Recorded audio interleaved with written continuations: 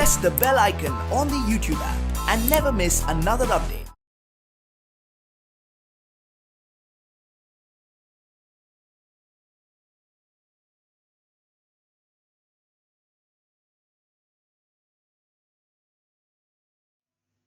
Hi students.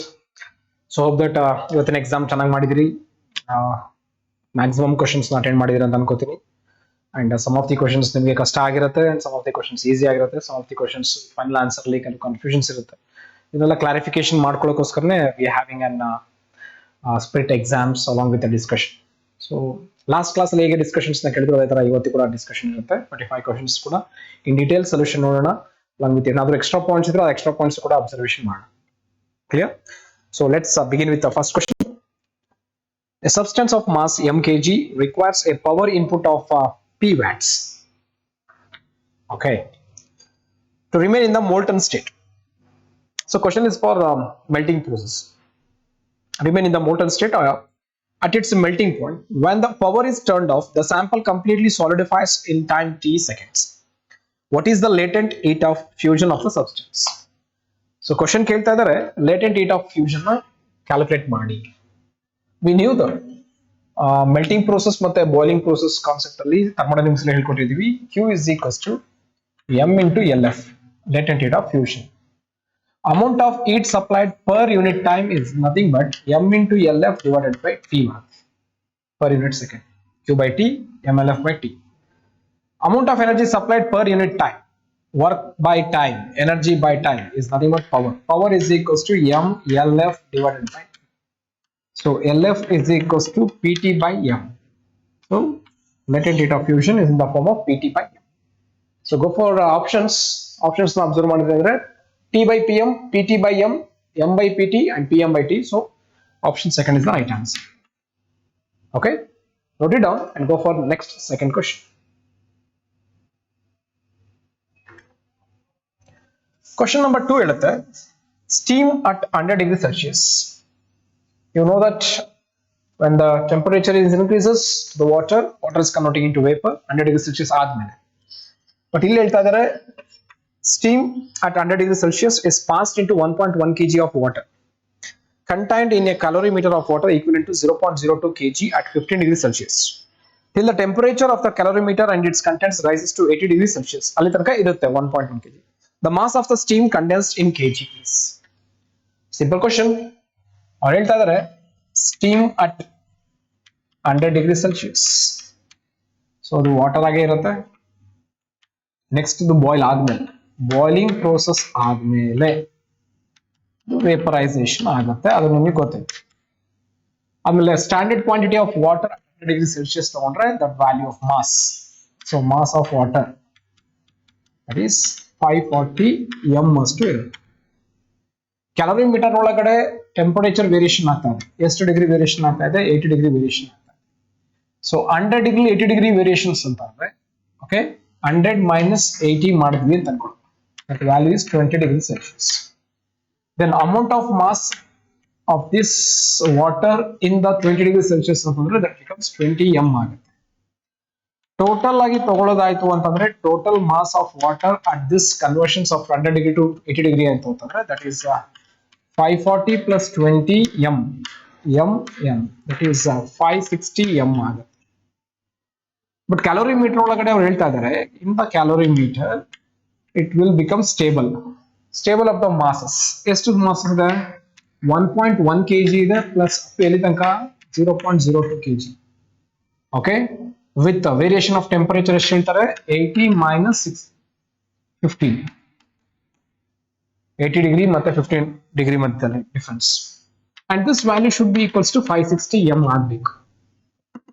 So 1.1.0.02 ಅಂತ plus ಮಾಡಿದ್ವಿ ಅಂತಂದ್ರೆ 1.12 ಆಗುತ್ತೆ ಪ್ಲಸ್ ವ್ಯಾಲ್ಯೂ ಇಂಟು 80 minus 65 ಆಗುತ್ತೆ. That is equals to 560 m ಆಗುತ್ತೆ. So m is equals to 1.12 ಇದೆಯಲ್ಲ, ಈ ವ್ಯಾಲ್ಯೂ ನಾನು ಬರ್ಕೋತೀನಿ 11.2 ಅಂತ ಬರ್ಕೋತೀನಿ into 65 into 10 to the power of -1. 560 ಇದೆಯಲ್ಲ ಅದನ್ನ 56 ಅಂತ ಬರ್ಕೋತೀನಿ into 10 to the power of +1. Rough calculation 11 ones ಮಾಡ್ತೀರಿ 11 5s ಆಗುತ್ತೆ. 10 to the power of +1 ಹೋದ್ರೆ ಮೇಲೊಂದು 5 ones 5 13s. So 13 into 10 to the power of n ಬರುತ್ತೆ -2. Therefore m is equals to 10 to the power shift ಮಾಡಿದ್ವಿ ಅಂತಂದ್ರೆ 0.130 ಬರುತ್ತೆ. So m value. So ಹಂಗೆ ನೀವು ಚೆಕ್ ಮಾಡ್ಕೊಳ್ಳಿ, ಆಪ್ಷನ್ಸ್ ಚೆಕ್ ಮಾಡ್ಕೊಳ್ಳಿ. 0.130 is the perfect answer. So option 1 is the right answer for second question. Note it down and go for next third question.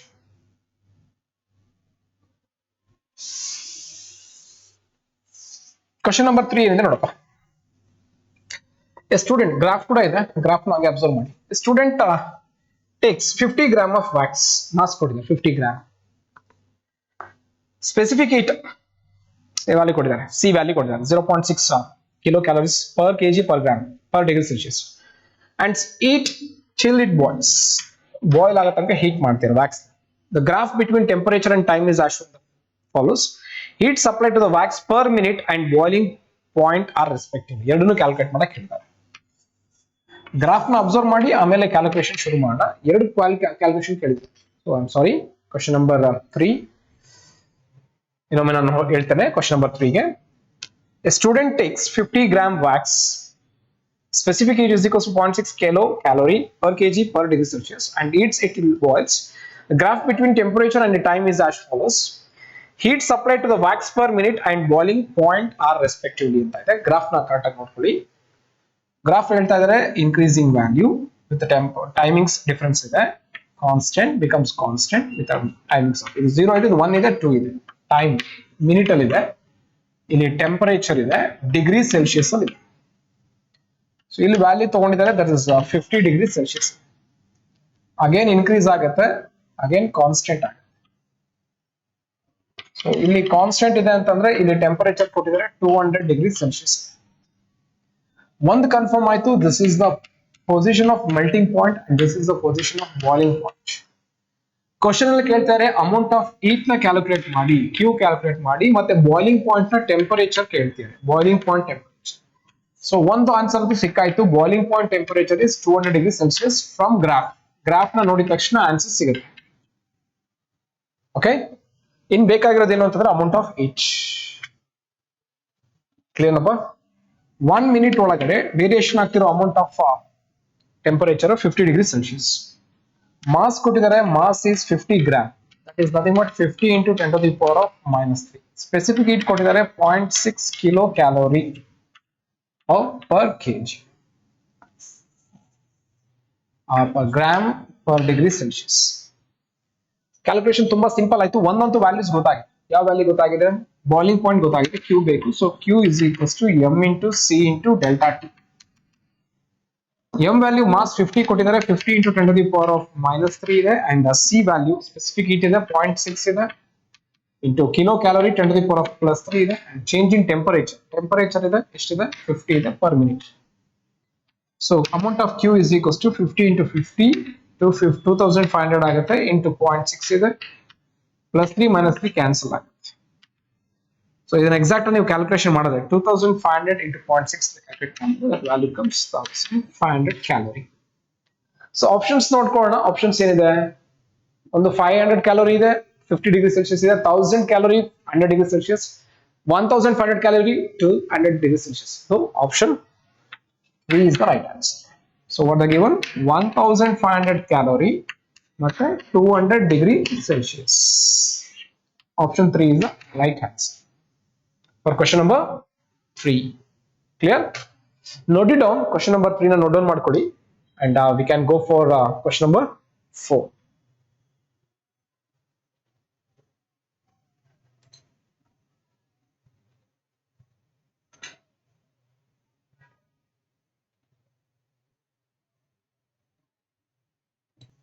So go for question number 4. Two identical square rods of metal are welded end to end as shown in the figure 1. 20 calories of heat flows through it in 4 minutes. If the rods are welded as shown in the figure, the same amount of heat will flow through the rod in. So diagram observe ಮಾಡಿದ್ರೆ ಅಂತ ಅನ್ಕೋತೀನಿ. Okay. Question ಗೆ solution ಕೂಡ ನೋಡೋಣ. ಅವ್ರು ಹೇಳ್ತಾ ಇದ್ದಾರೆ first rod ನ ಹೆಂಗ್ ಕನೆಕ್ಟ್ ಮಾಡಿದ್ದಾರೆ ಅಂತಂದ್ರೆ ಎಂಡ್ ಟು ಎಂಡ್ ಕನೆಕ್ಟ್ ಮಾಡಿದ್ದಾರೆ. Both are identical. ಐಡೆಂಟಿಕಲ್ ಅಂದ್ರೆ both having same thermal resistance R R. ಇಲ್ಲಿ ಟೆಂಪರೇಚರ್ ಡಿಫರೆನ್ಸ್ ತಗೊಂಡ್ರೆ ಡೆಲ್ಟಾ ಟಿ ವ್ಯಾಲ್ಯೂ ಅದನ್ನ ನಾನು ಡೆಲ್ಟಾ ಥೀಟಾ ಅಂತ ತಗೋತೀನಿ. Delta theta is 100 degree Celsius. Amount of heat supplied ಇದೆಯಲ್ಲ, Q is equals to 20 calorie ಕೊಟ್ಟಿದ್ದಾರೆ. In the time is equals to 4 minute ಅಂತ ತಗೊಂಡಿದ್ದಾರೆ. ಇದು ಫಸ್ಟ್ ಡಯಾಗ್ರಾಮ್ ಆಗಿರೋದ್ರಿಂದ ಅಮೌಂಟ್ ಆಫ್ ಹೀಟ್ Q1 ಅಂತ ತಗೋತೀನಿ, ಟೈಮ್ ನ T1 ಅಂತ ತಗೋತೀನಿ. ಓಕೆ, ಅವ್ರು ಹೇಳ್ತಾ ಇದಾರೆ ನೆಕ್ಸ್ಟ್ ಇದೇ ಎರಡು ರಾಡ್ ನ ಕಾಂಬಿನೇಷನ್ ಮಾಡಬೇಕಾದ್ರೆ ಡಿಫ್ರೆಂಟ್ ಕಾಂಬಿನೇಷನ್ ಮಾಡಿದ್ದಾರೆ. ಸೇಮ್ ರಾಡ್ ಬಟ್ ಈ ಶೇಪ್ ಅಲ್ಲಿ ಕಾಂಬಿನೇಷನ್ ಮಾಡಿದ್ದಾರೆ. This is series combination and this is parallel combination. Temperature difference ಹೇಳ್ತಾ ಇದ್ದಾರೆ 0 ಡಿಗ್ರಿ ಮತ್ತೆ 100 ಡಿಗ್ರಿ ಸೆಲ್ಸಿಯಸ್ ಇದೆ. ಸೊ ದೇರ್ ಫಾರ್ ಇಲ್ಲೂ ಅಷ್ಟೇ delta theta is equals to 100 degree Celsius. ಆಮೇಲೆ ಹೇಳ್ತಾ ಇದ್ದಾರೆ ಸಪ್ಲೈ ಆಗ್ತಿರೋ ಅಮೌಂಟ್ ಆಫ್ ಹೀಟ್ ಸೇಮ್ ಇದೆ ಅಂತ ಹೇಳ್ತಾರೆ, 20 ಕ್ಯಾಲೋರೀಸ್ ಹೇಳ್ತಾರೆ, ಬಟ್ ಟೈಮ್ ಗೊತ್ತಿಲ್ಲ, ಅದನ್ನ ಕ್ಯಾಲ್ಕುಲೇಟ್ ಮಾಡಿ ಅಂತ ಹೇಳ್ತಾರೆ. So this is actual the question. So ಅಂದ್ಮೇಲೆ ನಾವೇನ್ ಮಾಡ್ಬೇಕು ಅಂದ್ರೆ ಥರ್ಮಲ್ ರೆಸಿಸ್ಟೆನ್ಸ್ ಕಾನ್ಸೆಪ್ಟ್ ಬಂದ್ರೆ ಇಲ್ಲೂ ರೆಸಿಸ್ಟೆನ್ಸ್ ಸೇಮ್ ಐಡೆಂಟಿಕಲ್ ಇದೆ, ಆರ್ ಆರ್ ಇದೆ. ಬಟ್ ನೆನಪಿರ್ಲಿ ಸೀರೀಸ್ ಕಾಂಬಿನೇಷನ್ಗೆ effective resistance R S is equals ಏನಾಗುತ್ತೆ ಅಂದ್ರೆ R1 ಪ್ಲಸ್ R2 ಆಗುತ್ತೆ. ಪ್ಯಾರಲಲ್ ಕಾಂಬಿನೇಷನ್ಗೆ effective resistance R P is equals to R1 R2 divided by R1 plus R2 ಆಗುತ್ತೆ. ಇಲ್ಲಿ ಆರ್ ಎಸ್ ಅಂತ ತಗೊಂಡ್ರೆ ಎಲ್ಲೂ ಆರ್ ಆರ್ ಇರೋದು, ಸೊ 2R ಆಗುತ್ತೆ. ಇಲ್ಲಿ R P is equals to R into R square ಆಗುತ್ತೆ, ಇಲ್ಲಿ 2R ಆಗುತ್ತೆ, ಕ್ಯಾನ್ಸಲ್ ಆದ್ರೆ R/2 ಆಗುತ್ತೆ. ಸೊ ಥರ್ಮಲ್ ರೆಸಿಸ್ಟೆನ್ಸ್ ವ್ಯಾಲ್ಯೂ ಅಂತ ಗೊತ್ತಾಯ್ತು, ಡಿಫರೆನ್ಸ್ ಅಂತ ಆಯ್ತು, ಥರ್ಮಲ್ ರೆಸಿಸ್ಟೆನ್ಸ್ ಡಿಫರೆನ್ಸ್. ಬಟ್ ಅವ್ರು ಎಕ್ಸ್ಪೆಕ್ಟ್ ಮಾಡ್ತಾರೆ ಏನಂದ್ರೆ T2 ಕ್ಯಾಲ್ಕುಲೇಟ್ ಮಾಡಿ. ಟೆಂಪರೇಚರ್ ಡಿಫರೆನ್ಸ್ ಸೇಮ್ ಇದೆ ಬಟ್ ರೆಸಿಸ್ಟೆನ್ಸ್ ಮಾತ್ರ different. So we know the formula for amount of heat supplied with respect to the specific heat. Q is equals to K into A into delta theta temperature divided by N. And this formula can be modified as delta theta divided by L divided by K into A. Thermal resistance ಅಂದ್ರೆ ನೆನಪಿರ್ಲಿ, it is directly proportional to length and inversely proportional to area. So K into A. So indirect ಆಗಿ L by KA ತಗೋತೀವಿ. So Q is equals to delta theta divided by ಈ value ಇದೆಯಲ್ಲ, it should be taken as R ಅಂತ ತಗೋತೀವಿ. ಕ್ಲಿಯರಾ? Q is equals to per time, unit time, per unit time. ಆದ್ಮೇಲೆ time ಮತ್ತೆ resistance ಯಾವ proportional ಆಯ್ತು? ಡೈರೆಕ್ಟ್ಲಿ ಪ್ರಪೋರ್ಷನಲ್ ಆಯ್ತು. ಸೊ ಫಸ್ಟ್ ಟೈಮ್ ಅಂತಂದ್ರೆ during series combination, second time ಅಂದ್ರೆ during parallel combination. So T1 by T2 is equals to RS by RP. ಬೇಕಾಗಿರೋದು T2, ಅದಕ್ಕೆ ನಾನು ಬರ್ಕೋತೀನಿ T2 by T1 is equals to RP by RS. T2 is equals to T1 into RP by RS. Therefore T2 is equals to T1 ಎಷ್ಟಿದೆ? 4 ಇದೆ, 4 minute ಇದೆ, minute answer. RP value ಇದೆ, RP value ಇಲ್ಲೇ calculate ಮಾಡಿದ್ವಿ, R/2 ಇದೆ, R/2 ಇದೆ, and RS ಇದೆ, 2R ಇದೆ. ಸೊ RR ಕ್ಯಾನ್ಸಲ್ ಆಯ್ತು, 2 1s 2 2s 4 ಆಯ್ತು, ದಟ್ ಇಸ್ 4/4 ಏನಾಯ್ತು? 1 ಆಯ್ತು. Final answer T2 is equals to 1 minute. So you get the answer for T2. Options. So options ಹೇಳುತ್ತೆ, ಫಸ್ಟ್ ಆಪ್ಷನ್ ಹೇಳುತ್ತೆ 2 minutes, ಸೆಕೆಂಡ್ ಆಪ್ಷನ್ ಹೇಳುತ್ತೆ 1 minute. Therefore second option is the right answer for question number 2. Okay, so note it down and go for next question.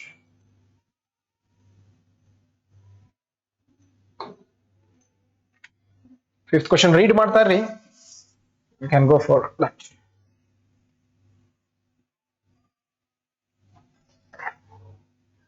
So fifth question,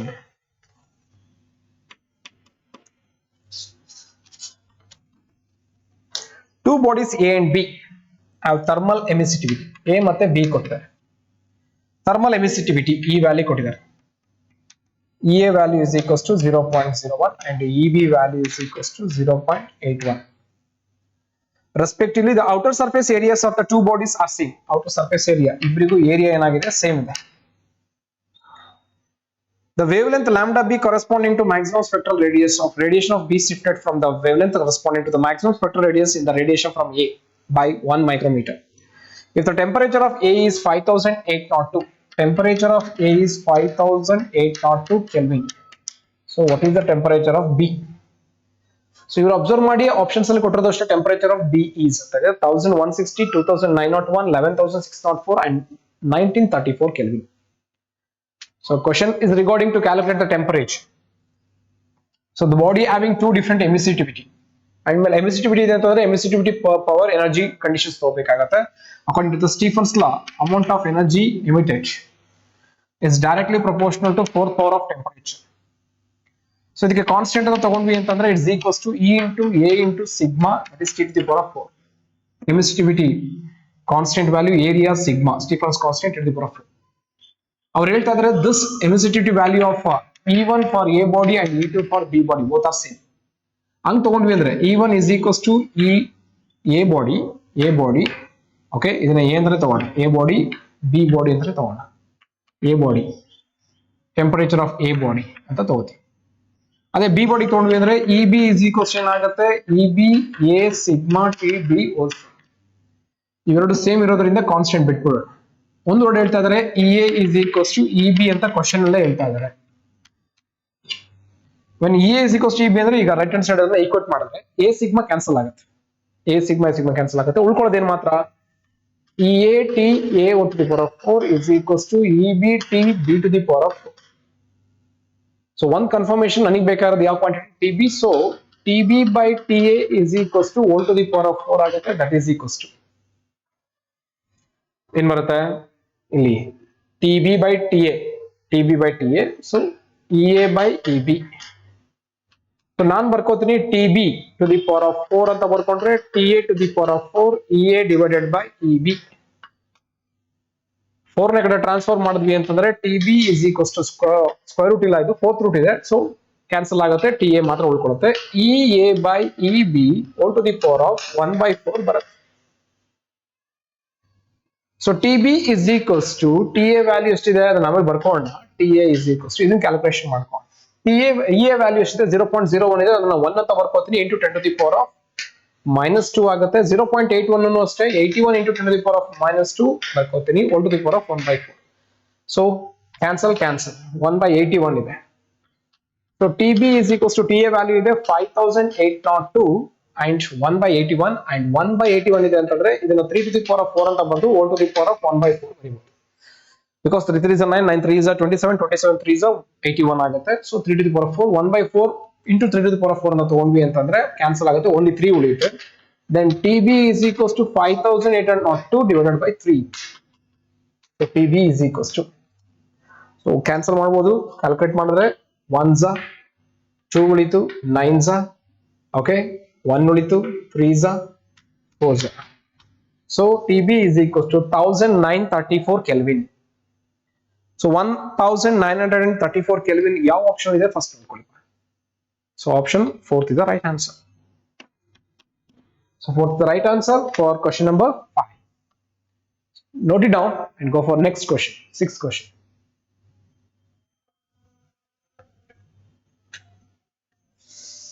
Question number 6. Suppose ideal gas equation follows. Vp to the power of 3 constant.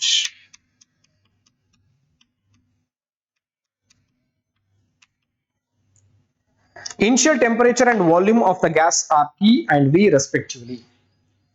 Initial temperature T1 na T ಅಂತ ಹೇಳಿದ್ದಾರೆ, volume V1 na V ಅಂತ ಹೇಳಿದ್ದಾರೆ. If gas expands 27 V, so V2 ಹೇಳ್ತಾ ಇದ್ದಾರೆ 27 V ಅಂತ ಹೇಳಿದ್ದಾರೆ. Then temperature is T2 calculate ಮಾಡಕ್ಕೆ ಹೇಳ್ತಾರೆ. ಸೊ ಇದು ಫಾರ್ಮುಲಾ ಯಾವ್ದನ್ನ ಯೂಸ್ ಮಾಡಿದ್ರೆ ಸಾಲ್ವ್ ಆಗುತ್ತೆ T2 ಸಿಗುತ್ತೆ ಸರ್ ಅಂತ ಹೇಳಿದ್ರೆ ಕೊಟ್ಟಿರೋ ಡೇಟಾ ಫಸ್ಟ್ ಯೂಸ್ ಮಾಡ್ಕೊಳ್ಳೋಣ. VP3 ಇದೆಯಲ್ಲ VP3 ಡೇಟಾ ಯೂಸ್ ಮಾಡ್ಕೊಂಡು ಸಾಲ್ವ್ ಮಾಡಿ. ಕಾನ್ಸ್ಟೆಂಟ್ ಅನ್ನು ಬೇಕಾದ್ರೆ K ಅಂತ ಬರ್ಕೊಳ್ಳಿ, K ಅಂತ ಬರ್ಕೊಂಡು ಬೇಕಾದ್ರೆ ಸಾಲ್ವ್ ಮಾಡಬೇಕು. So Vp to the power of 3 is equals to K. Okay, P cube is equals to K by V. So P is equals to K constant ಅದಕ್ಕೆ ಎಷ್ಟೇ ಪವರ್ ಹಾಕಿದ್ರು ಅದು ಕಾನ್ಸ್ಟೆಂಟ್ ಇರುತ್ತೆ. So V to the power of 1 by 3 ಆಗುತ್ತೆ. So P value ಸಿಕ್ತು K divided by V to the power of 1 by 3. We know the equation of gas equation, ideal gas equation. PV is equals to nRT. ಇಲ್ಲಿ problem ಇರೋದೇ variation between this temperature and volume. therefore ನನಗೆ ಅವಶ್ಯಕತೆ ಇಲ್ಲ. So P V is equals to T ಅಂತ ತಗೋತೀನಿ. P ಬದಲು ಏನ್ ತಗೋತೀನಿ, K divided by V to the power 1/3 ಇದೆ. ಸೊ ನಾನು ಬರೀ ಬೇಕಾಗಿರೋದು ವಾಲ್ಯೂಮ್ ಆಗಿರೋದ್ರಿಂದ V divided by V to the power of 1/3 ಬರ್ಕೋತೀನಿ ಇಸ್ ಈಕ್ವಲ್ಸ್ ಟು ಟಿ ಬರ್ಕೋತೀನಿ. 1/3 ಮೇಲಿದ್ರೆ -1/3 ಆಗುತ್ತೆ. So V 1 - 1/3 that is equals to T ಆಗುತ್ತೆ. 3 - 1 ಅಂದ್ರೆ 2 ಆಗುತ್ತೆ, 2/3 ಆಗುತ್ತೆ. So V to the power of 2/3 is equals to T. This is the relation we get. ನನಗೆ ಬೇಕಾದ್ರೆ ಆಕ್ಚುಲಿ T2 ಆಗಿರೋದ್ರಿಂದ ರೇಷಿಯೋ ಮಾಡ್ತೀನಿ. T2/T1. T2/T1 is equals to V2/V1 whole to the power of in ಬರುತ್ತೆ 2/3. T2 is equals to T1 value ಗೊತ್ತು, T1 value ಎಷ್ಟು ಹೇಳಿದಾರೆ ಅವರು, T1 value T ಅಂತಾನೆ ಹೇಳಿದ್ದಾರೆ, T ಅಂತ ಬರ್ಕೋತೀನಿ. V2 ಹೇಳ್ತಾ ಇದಾರೆ 27V ಅಂತ, V1 ಹೇಳ್ತಿದ್ದಾರೆ V ಅಂತ ಹೇಳಿ 2/3 ಕ್ಯಾನ್ಸಲ್ ಆಯಿತು. So T2 equals T into 27 can be written as ಏನಂತ ಬರ್ಕೊಳ್ಳೋಣ, 27 ನ 3 to the power of 3 ಅಂತ ಬರೆಯೋಣ, whole to the power of 2/3 ಅಂತ ಬರೆದ್ರೆ 3 to the power of 3 into 1/3 ಅಂದ್ರೆ 3 ಕ್ಯಾನ್ಸಲ್ ಆಗುತ್ತೆ, 3 ಸ್ಕ್ವೇರ್ ಮಾತ್ರ ಆಗುತ್ತೆ, 3 ಸ್ಕ್ವೇರ್ ಅಂದ್ರೆ 9 ಆಗುತ್ತೆ. So 9t is the answer. So 9t is the answer for question number ಯಾವುದು 6th ಗೆ. ಆಪ್ಷನ್ ನೋಡೋಣ ಏನೇನು ಕೊಟ್ಟಿದ್ದಾರೆ. t/9 90, t7 27t ಇದೆ. So 90 is the option. Option 2 is the perfect answer for question number 6. Note it down. Go for next question, question number 7.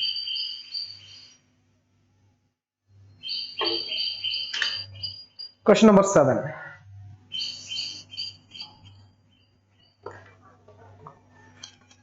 If the RMS velocity of the gas at 300 meter per second, what will be the RMS velocity of gas having twice the molecular weight and half the temperature on Kelvin scale? Twice the molecular weight and half the temperature. So question bada simple ಇದೆ. Question number 7. VRMS ಹೇಳ್ತಾ ಇದ್ದಾರೆ. VRMS concept ಅಲ್ಲಿ ಕೇಳ್ತಾರೆ ಅಂದ್ರೆ we have a formula. VRMS is equals to 3 into RT divided by M is the standard formula. It means that VRMS is proportional to, okay, ಯಾರಿಗೆ dependence temperature ಮತ್ತೆ mass. ಯಾಕಂದ್ರೆ ಇರೋದು ಎರಡೇ ವೇರಿಯೇಷನ್, ಒಂದು temperature ಇನ್ನೊಂದು mass. So square root of temperature divided by mass. So V1/V2 ನನಗೆ ಬೇಕಾಗಿರೋದು ಏನು, V2 ಬೇಕಾಗಿರೋದು. ಸೊ V2/V1 ತಗೋತೀನಿ is equals to square root of ಟೆಂಪರೇಚರ್ಗೆ ಡೈರೆಕ್ಟ್ಲಿ ಪ್ರಪೋರ್ಷನ್ ಅಂದ್ರೆ ಏನ್ ಬರುತ್ತೆ, T2/T1 ಬರುತ್ತೆ. ಬಟ್ ಮಾಸ್ ಏನಾಗುತ್ತೆ, M1/M2 ಆಗುತ್ತೆ, ಅದು ನೆನಪಿರ್ಲಿ. So V2 is equals to V1 into square root of T2/T1. ಅವ್ರು ಹೇಳ್ತಾರೆ T2 ಏನಂತ ಹೇಳ್ತಾರೆ, ಆಫ್ ಆಫ್ ದಿ ಟೆಂಪರೇಚರ್ ಅಂತ ಹೇಳ್ತಾರೆ. ಆಫ್ ಆಫ್ ದಿ ಟೆಂಪರೇಚರ್ ಅಂತಂದ್ರೆ 1 divided by, okay, of of the temperature T1 divided by T1 into 2. ಅಂದ್ರೆ T2 is half of the T1. T1 cancel. M1 ಆಗೇ ಇರಲಿ, ಬಟ್ M2 ಹೇಳ್ತಾರೆ 2 times of the molecular weight of first one. So M1 cancel. 1/2 into 1/2 1/4 ಆಗುತ್ತೆ. Square root of 1/4 ಅಂತಂದ್ರೆ 1/2 ಆಗುತ್ತೆ. So V1/2 ಆಗುತ್ತೆ. V1 ಹೇಳ್ತಾ ಇದ್ದಾರೆ 300 meter per second by 2 ಆಗುತ್ತೆ. 300/2 ಅಂತಂದ್ರೆ ಎಷ್ಟಾಗುತ್ತೆ, 150 meter per second ಆಗುತ್ತೆ. So it confirms that V2 second RMS velocity is 150 meter per second. Option check ಮಾಡ್ಕೊಳ್ಳೋಣ. ಆಪ್ಷನ್ ಯಾವ್ದಿದೆ ನೋಡಪ್ಪ. 150 meter per second, 300, 600, 75. So option 1 is the right answer for question number 7. Note it down and go for next question, 8th question.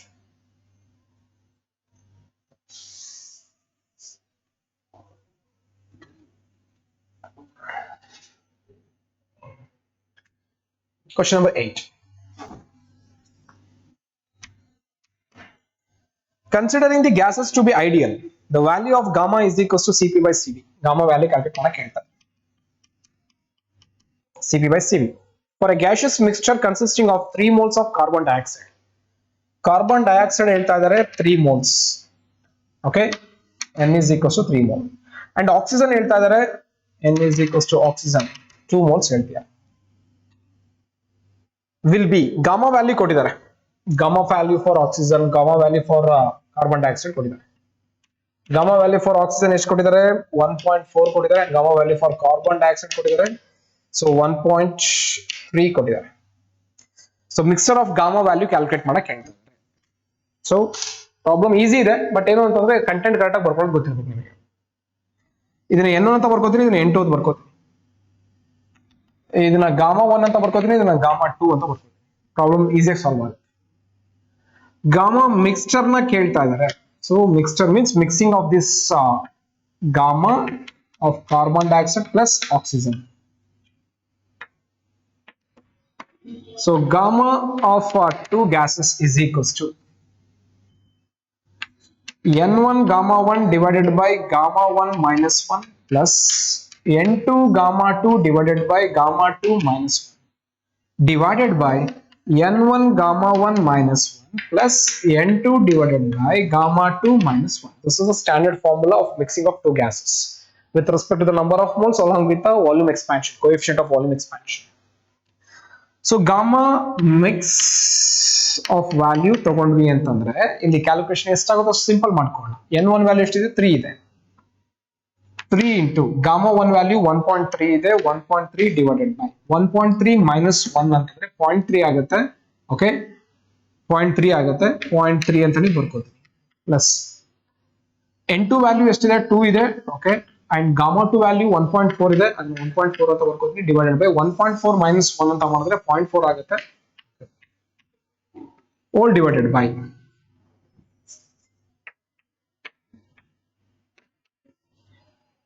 by N1 value 3 ಇದೆ, divided by 0.3 ಆಗುತ್ತೆ. Plus 4 value 2 ಇದೆ, 2 divided by 0.4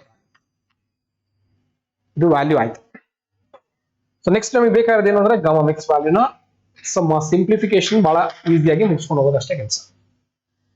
1.3 ನ 13 ಅಂತ ಬರ್ಕೊಡ್ತೀನಿ. 0.3 ನ 3 ಅಂತ ಬರ್ಕೊಂಡ್ರೆ power cancel ಆಗುತ್ತೆ. So no issue. So 3 cancel ಆದ್ರೆ ಉಳ್ಕೊಳ್ಳೋದು 1.3. ಓಕೆ, ಅದನ್ನ 13 ಅಂತ ಇದೆ. 1.3 ಅಲ್ಲ 13 ಆಗುತ್ತೆ. ಇದು 13 ಆಗುತ್ತೆ. ಪ್ಲಸ್ 1.4 ನ 14 ಅಂತ ಬರ್ಕೋತೀನಿ ಅಂಡ್ 0.4 ನ 4 ಅಂತ ಬರ್ಕೋತೀನಿ. 2 1s 2 2s ಆಗುತ್ತೆ. ಓಕೆ, ಇಲ್ಲಿ ಎಷ್ಟು ಉಳ್ಕೋತು? 14 ಇದೆ ಅಂತಂದ್ರೆ 2 1s 2 7s. So 7 ಉಳ್ಕೊಳ್ಳುತ್ತೆ. Divided by 0.3 ಇದೆ. 0.3 ನ 3 ಅಂತ ಬರ್ಕೋತೀನಿ ಅಂದ್ರೆ 10 to the power of minus 1 ಆಗುತ್ತೆ. ಮೈನಸ್ 1 ಮೇಲಿದ್ರೆ ಪ್ಲಸ್ 1 ಆಗುತ್ತೆ. ಇದರಲ್ಲೂ ಅಷ್ಟೇ 0.4 ನ 4 ಅಂತ ಬರ್ಕೋತೀನಿ. 10 to the power of minus 1 ಮೇಲಿದ್ರೆ ಪ್ಲಸ್ 1 ಆಗುತ್ತೆ. ಸೊ 3/3 ಕ್ಯಾನ್ಸಲ್ ಆದ್ರೆ 1 ಆಗುತ್ತೆ. ಪ್ಲಸ್ ಇಲ್ಲಿ 1s 2s ಹೋಗುತ್ತೆ. ಸೊ 1/2 ಆಗುತ್ತೆ.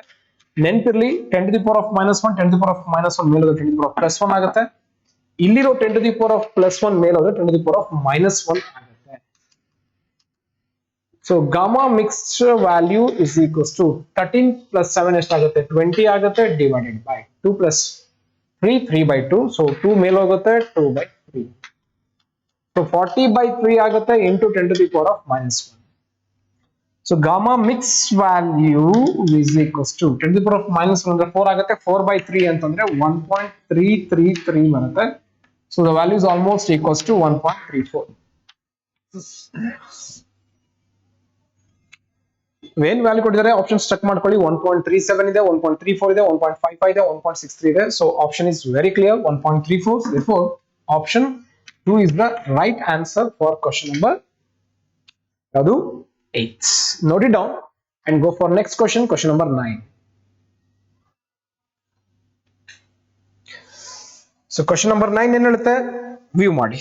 a jar as mixture of hydrogen and oxygen gas in the ratio 1:5. So oxygen ಮತ್ತೆ hydrogen ನ ರೇಷಿಯೋ ಕೊಟ್ಟಿದ್ದಾರೆ. The ratio of mean kinetic energy of hydrogen and oxygen molecules is. Question number 9. Simple concept. ಕೊಟ್ಟಿರೋದೊಂದು hydrogen ಇದೆ plus oxygen ಇದೆ. ಎರಡನ್ನೂ ಕೂಡ mix ಮಾಡಿದ್ದಾರೆ. ಯಾವ್ದ್ರಲ್ಲಿ? Jar ಅಲ್ಲಿ. ಜಾರ್ ಅಂತ ಅನ್ಕೊಳ್ಳಿ. ಮಿಕ್ಸ್ ಮಾಡಿದಾರೆ ಅಂತಂದ್ರೆ ಎರಡಕ್ಕೂ ಕೂಡ ಒಂದು ಕಂಡೀಷನ್ ಬರುತ್ತೆ, ದಟ್ ಈಸ್ ಈಕ್ವಿಲಿಬ್ರಿಯಂ ಕಂಡೀಷನ್. ಯಾವ ಈಕ್ವಿಲಿಬ್ರಿಯಂ ಕಂಡೀಷನ್ ಬರುತ್ತೆ ಅಂತ ಗೊತ್ತು? That is temperature. when temperature becomes equilibrium, you know that kinetic energy, especially mean kinetic energy ಅಥವಾ average kinetic energy, is directly proportional to temperature. ಯಾವಾಗ ಇಬ್ಬರಿಗೂ temperature same ಆಗುತ್ತೆ, ಅದಕ್ಕೆ hydrogen ಮತ್ತೆ ಆಕ್ಸಿಜನ್ಗೆ, kinetic energy of hydrogen and kinetic energy of oxygen both are become same. Therefore answer is 1:1. see the option 1:16, 1:1. therefore option 2 is the right answer. note it down and go for next question, question number 10.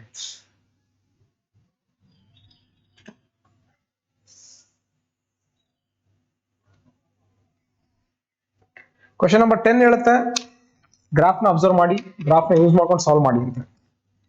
So ನನಗೆ graph ನ ಬರೀತೀನಿ, ಆಮೇಲೆ question ನ read ಮಾಡ್ತೀನಿ. ಅಷ್ಟೊತ್ತಂಗ ನೀವು question ಓದ್ತಾ ಇರಿ. Volume is in litres and temperature is in degrees Celsius. So graph is for volume versus temperature and the value is 0.5 liter. Graph between volume and temperature for a gas is shown in the figure. If alpha is the volume coefficient of gas equals 1 by 273 per degree Celsius, then what is the volume of a gas at 890 degrees Celsius? Question is bala simple agide. This is graph of volume versus temperature. And one confirm aitu ಏನು constant ಅಂತ ಹೇಳಿ, pressure constant by applying Charles law. Charles law concept ಗೆ ಹೋಯ್ತು ಅಂದ್ರೆ, for a given mass of gas, pressure of a gas is constant in which volume is directly proportional to temperature. That's why you are getting which line? Straight line. Straight line ತಗೊಂಡಿದ್ಯಾ ಅಂದ್ರೆ ಅವ್ರು ಹೇಳ್ತಾ ಇದ್ದಾರೆ initial volume ಹೇಳ್ತಾ ಇದ್ದಾರೆ, that is 0.5 liter. That value becomes V naught. So ಯಾವುದೋ ಒಂದು temperature, for example VT ಅಂತ ಕೇಳ್ತಾ ಇದ್ದಾರೆ, that is temperature quantity VT, volume ಅಷ್ಟು ಟೆಂಪರೇಚರ್ ಕ್ಯಾಲ್ಕುಲೇಟ್ ಮಾಡಬೇಕು. ಯಾವ ಟೆಂಪರೇಚರ್ಲಿ ಅಂತಂದ್ರೆ ಅವ್ರು ಹೇಳ್ತಾ ಇದ್ದಾರೆ that is 890 degree Celsius. Alpha value ಕೊಟ್ಟಿದ್ದಾರೆ. Alpha is nothing but coefficient of expansion, that is 1 by 273 degree Celsius per degree Celsius. Charles law na use ಮಾಡ್ಕೊಂಡು ಒಂದು ಫಾರ್ಮುಲಾ ಇದೆ, VT is equals to V naught, that is 1 plus into 1 plus alpha into T. Temperature 890 degree Celsius ಕೊಟ್ಟಿದ್ದಾರೆ. VT is equals to V naught value 0.5 ಇದೆ, ಅದನ್ನ ನಾನು 1 by 2 ಅಂತ ಬರ್ಕೋತೀನಿ. 1 plus alpha value 1 by 270 ಇದೆ, T value 819 ಇದೆ. So 819 divided by 273 ಅಂತ ಬರ್ಕೋತೀನಿ. This is 1s are 3s are 3 plus 1 ಏನಾಯ್ತು 4 ಆಯ್ತು. Therefore VT is equals to 1 by 2 into 4 ಆಯ್ತು. 2 1s are 2 2s are 2 liters ಬಂತು. ಬಟ್ ಆನ್ಸರ್ ಲೀಟರ್ ಇದೆಯಾ metre cube ಅಲ್ಲಿ check ಮಾಡ್ಕೋಬೇಕು. So answers is in metre cube. So answers is in metre cube ಅಂತಂದ್ರೆ ಏನ್ ಮಾಡ್ಬೇಕು sir? Simple. VT is equals to 2 liters ಬಂದಿದೆ ಅಂತಂದ್ರೆ 1 liter is equals to 10 to the power of minus 3 meter cube. Therefore VT is equals to 2 into 10 to the power of minus 3 meter cube. So your answer is clear. Option 2 into 10 to the power of minus 3 meter cube. Option second is the right answer. Note it down and go for next question. Question number 11.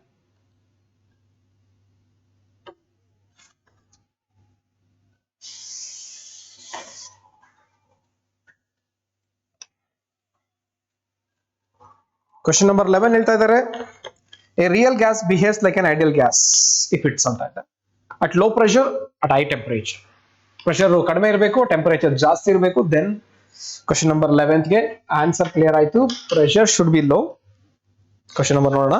Question number 11 ಗೆ ಏನ್ ಹೇಳಿದಾರಪ್ಪ? Real gas behaves like an ideal gas if it's pressure ಮತ್ತೆ temperature option ಕೊಟ್ಟಿದ್ದಾರೆ. Option check ಮಾಡ್ಕೊಳ್ಳಿ. Simple ಆಗಿ ಹೇಳಿದೆ, pressure ಏನಾಗಿರ್ಬೇಕು? Low ಇರಬೇಕು. ಟೆಂಪರೇಚರ್ ಏನಾಗಿರ್ಬೇಕು? ಹೈ ಇರಬೇಕು.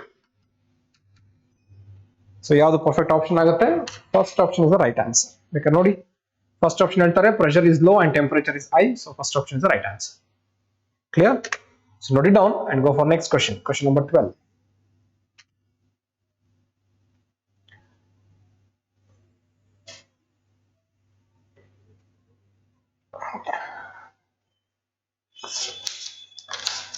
So question number 12 ಹೇಳ್ತಾ ಇದ್ದಾರೆ, when an ideal diatomic gas. Question ಕೊಟ್ಟಿದ್ದಾರೆ for ಡೈಅಟಾಮಿಕ್.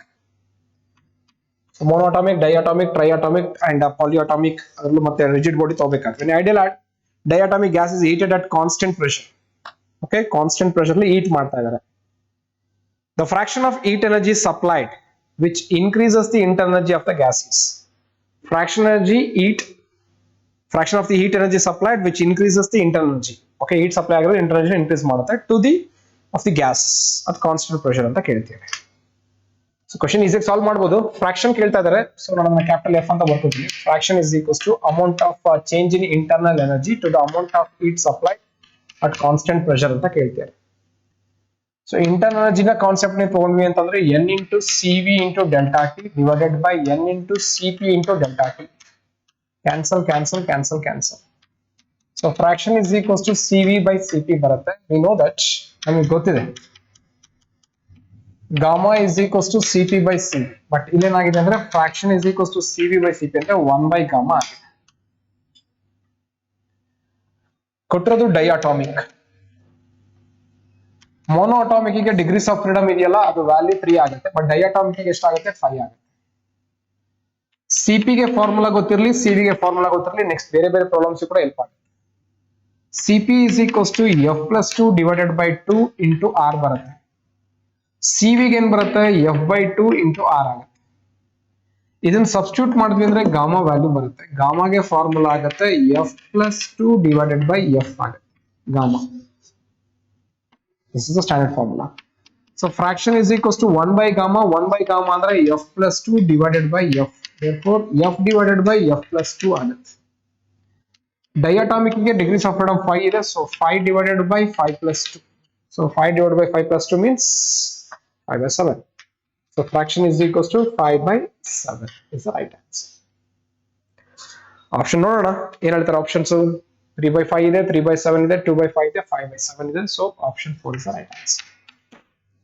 Option 4 is the right answer for question number 12.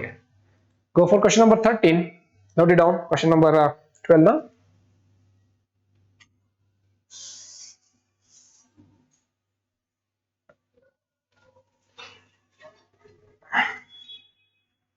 Question number 13.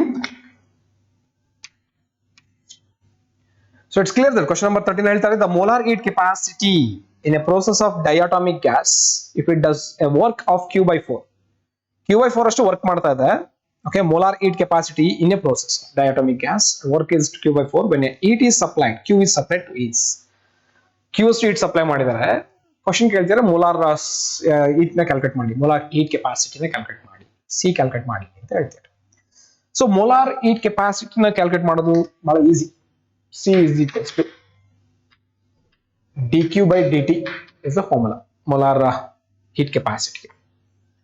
But dq by dt ಅಂದ್ರೆ ಇದಕ್ಕೆ ರಿಲೇಶನ್ಶಿಪ್ ಗೊತ್ತಿರಬೇಕು ನನಗೆ. ಒಂದು ನೆನ್ಪಿಟ್ಕೊಂಡಿರಿ, ಅಮೌಂಟ್ ಆಫ್ ಹೀಟ್ ನ ಸಪ್ಲೈಡ್. ಇನ್ನೇ ಪ್ರಾಬ್ಲಮ್ ಸಾಲ್ವ್ ಮಾಡಿದ್ವಲ್ಲ, ಏನ್ ಸಪ್ಲೈ ಮಾಡಿದ್ವಿ? du is equals to n into c into dt ಅಂದ್ರೆ n into c into delta t. delta u is equals to n into c into delta t. ಇದು actually ತಗೊಂಡಿದ್ದು.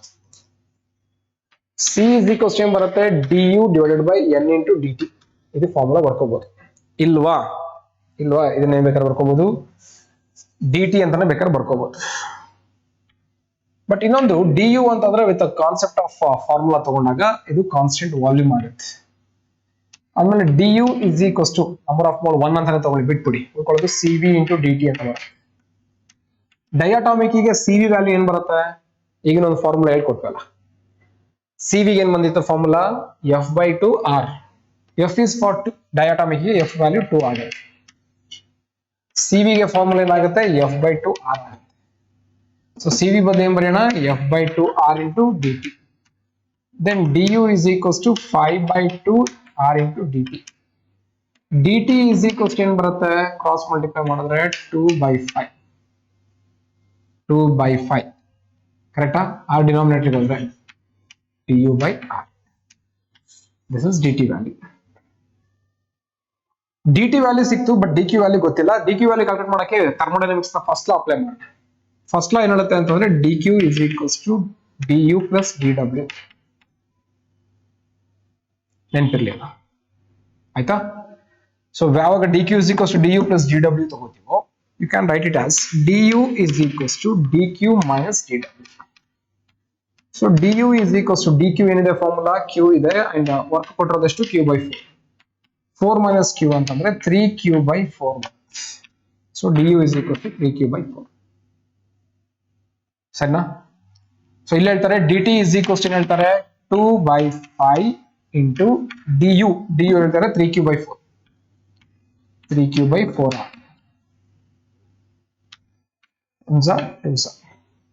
Therefore dt is equals to ಏನಾಗುತ್ತೆ? 3q divided by 5 2s are 10r. dt ಸಿಕ್ತು. ಬೇಕಾಗಿರೋದು c. So c is equals to ಏನಿದೆ formula dq, amount of q ಇದೆ divided by dt ಅಂದ್ರೆ ಏನಿದೆ 3q by 10r ಇದೆ, q cancel, therefore 10r divided by 3. c is equals to 10 by 3r. Option ನೋಡಿ, option 10 by 3r, first option is the right answer. ಅರ್ಥ ಆಯ್ತಾ? So ನೋಡಿ down options clear ಆಗಿ ಗೊತ್ತಾಗುತ್ತೆ ಯಾವಾಗ ಅಂತಂದ್ರೆ when you have a perfect analysation. Perfect analysation ಆಯ್ತು ಅಂತಂದ್ರೆ ಯಾವುದು ಕಷ್ಟ ಆಗೋದಿಲ್ಲ. ಅದಕ್ಕೆ ಇಂಡಿವಿಜುವಲ್ ಫಾರ್ಮುಲಾಸ್ ಗೊತ್ತಿರ್ಬೇಕು ನಿಮಗೆ. Go for next question. Okay, question number 14.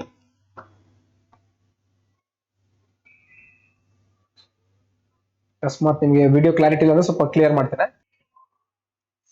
Okay, go for next question. Question number 14. Two Carnot engines A and B. Two Carnot engines A and B are operated in succession. Continuous ಆಗಿ ಅದನ್ನ operate ಮಾಡ್ತಾ ಇದೆ. The first one, this is A and this is B ಅಂತ ತಗೋಣ. The first one, A receives heat from source. Okay, if I consider like this is a source having temperature T1 and this is a working substance and this is a sink, temperature T2. T1 is 800 Kelvin, 800 Kelvin. T2 ಎಷ್ಟು ಕೊಟ್ಟಿದ್ದಾರೆ ನೋಡಪ್ಪ, T2 ಅಲ್ಲಿ ಗೊತ್ತಿಲ್ಲ, T2 ನ ಬರೀ T2 Kelvin ಅಂತ ಹೇಳಿದ್ದಾರೆ. The second engine B receives the heat rejected by the first engine. ಇದೇನು ಇದೆಯೋ ಹೀಟು ಅದನ್ನ ಬಿ ನ ಸೋರ್ಸ್ ಆಗುತ್ತೆ ಅಂಡ್ ಇದು ಸಿಂಕ್ ಏನಾಗುತ್ತೆ, ಸೋರ್ಸ್ ಆಗುತ್ತೆ. Sink of A behaves like a source of B. ಆಮೇಲೆ ಇದಕ್ಕೆ ಟೆಂಪರೇಚರ್ ನಾನೇನ್ ತಗೋಬೇಕಾಗತ್ತೆ, ಇದು T2 ಅಂತ ಆದ್ಮೇಲೆ ಇದನ್ನು ನಾನು T2 ಅಂತ ತಗೋಬಹುದು. ಓಕೆ, ಬಿ ಆಕ್ಚುಲ್ ಆಗಿ ಸೋರ್ಸ್ ಆಗಿರೋದು ಇಲ್ಲೇನಾಗಿರುತ್ತೆ, ಸಿಂಕ್ ಆಗುತ್ತೆ, T2 ಅಂತ ತಗೋತೀನಿ. ಅಗೇನ್ ಇಲ್ಲಿ ವರ್ಕಿಂಗ್ ಸಬ್ಸ್ಟೆನ್ಸ್ ಇದ್ದೇ ಇರುತ್ತೆ. ಓಕೆ, ಅಗೇನ್ ಸಿಂಕ್ ಇದ್ದೇ ಇರುತ್ತೆ. ಇದು T2 ಆಯ್ತು ಅಂದ್ರೆ ಟೆಂಪರೇಚರ್ T3 ಅಂತ ತಗೋತೀನಿ, ಇದು ನನಗೆ ಗೊತ್ತಿಲ್ಲ, ಇದು ಸಿಂಕ್ ಆಗುತ್ತೆ. ಅವ್ರು ನೆಕ್ಸ್ಟ್ ಹೇಳ್ತಿದ್ದಾರೆ first engine and rejects to the another sink of T3. Okay, T3 value 300 kelvin ಕೊಟ್ಟಿದ್ದಾರೆ. If the work outputs of two engines are equal, ಇಬ್ಬರಿಗೂ ವರ್ಕ್ ಔಟ್ಪುಟ್ ಇದೆಯಲ್ಲ, work of A and work of B both are same. Work of A ಅಂತಂದ್ರೆ Q1 minus Q2, Q2 minus Q3, same. So work of A is equals to work of B. Q1 minus Q2 ಅಂದ್ರೆ nothing but T1 minus T2 ಅಂತ ಬರ್ಕೋಬಹುದು, ಇಲ್ಲಿ T2 minus T3 ಅಂತ ಬರ್ಕೋಬಹುದು, ಅದು equal ಅಂತ ಇಷ್ಟು condition ಕೊಟ್ಟಿದ್ದಾರೆ. But ಅವ್ರೇನ್ calculate ಮಾಡಕ್ ಹೇಳ್ತಾರೆ ಅಂತಂದ್ರೆ T2 ನ ಕ್ಯಾಲ್ಕುಲೇಟ್ ಮಾಡಕ್ ಹೇಳ್ತಾರೆ. ಓಕೆ, ಸೊ T2 ಕ್ಯಾಲ್ಕುಲೇಟ್ ಮಾಡಬೇಕು ಅಂತಂದ್ರೆ, so wait some more clarity ಇಲ್ಲ ಅಂತ ಅನ್ಕೋತೀನಿ, ಸ್ವಲ್ಪ ಬ್ಲರ್ ಆಗಿದೆ, ಅದನ್ನ ಸರಿ ಮಾಡ್ತೇನೆ. ಮೇ ಬಿ ಕ್ಲಾರಿಟಿ ಇದೆ ಅಂತ ಅನ್ಸುತ್ತೆ. So clarity is clear. So go for the question. ಅವ್ರು ಹೇಳ್ತಾರೆ amount of work done both are equal. So A engine ಮತ್ತೆ ಬಿ ಎಂಜಿನ್ ನ ವರ್ಕ್ ಡನ್ ಸೇಮ್ ಇದೆ ಅಂತ ಹೇಳ್ತಾರೆ. ಸೊ ವರ್ಕ್ ಡನ್ ಸೇಮ್ ಇದೆ ಅಂದ್ರೆ ನಮಗೆ ಆಲ್ರೆಡಿ ಕಂಡೀಷನ್ ಹೇಳ್ಕೊಟ್ಟಿದೆ, ಏನು T1 minus T2 is equals to T2 minus T3. ಈ ಕ್ವೆಶ್ಚನ್ ತಗೊಂಡ್ಬಂದು ಡೈರೆಕ್ಟ್ ಆಗಿ ಹಂಗ್ ತಗೊಂಡು ಬೇಕಾದ್ರೆ ಸಾಲ್ವ್ ಮಾಡ್ಕೊಂಡು ಹೋಗ್ಬೋದು, ಯಾಕಂದ್ರೆ ಅವ್ರು T2 ಕ್ಯಾಲ್ಕುಲೇಟ್ ಮಾಡಕ್ ಹೇಳ್ತಾರೆ. ಮೈನಸ್ T2 ಕಡೆ ಏನಾಗುತ್ತೆ, ಪ್ಲಸ್ T2 ಆಗುತ್ತೆ, ಮೈನಸ್ T3 ಕಡೆ ಬಂದ್ರೆ ಪ್ಲಸ್ T3 ಆಗುತ್ತೆ. therefore T2 plus T2 2T2 ಆಗುತ್ತೆ, that is equals to T1 plus T3. T2 is equals to T1 plus T3 divided by 2. T2 is equals to T1 ಎಷ್ಟಿದೆ ಅಂತ ಕೊಟ್ಟಿದ್ದಾರೆ. T1 is 800 ಕೊಟ್ಟಿದ್ದಾರೆ and T2 300 ಕೊಟ್ಟಿದ್ದಾರೆ, divided by 2. So is equals to 1100 divided by 2. Therefore 550 Kelvin is the right answer. Note options. So option 4, 550 Kelvin. So note it down. Option 4 is the right answer. Go for next question. Question number 15. So graphical question ಇದೆ, correct observe ಮಾಡಿ.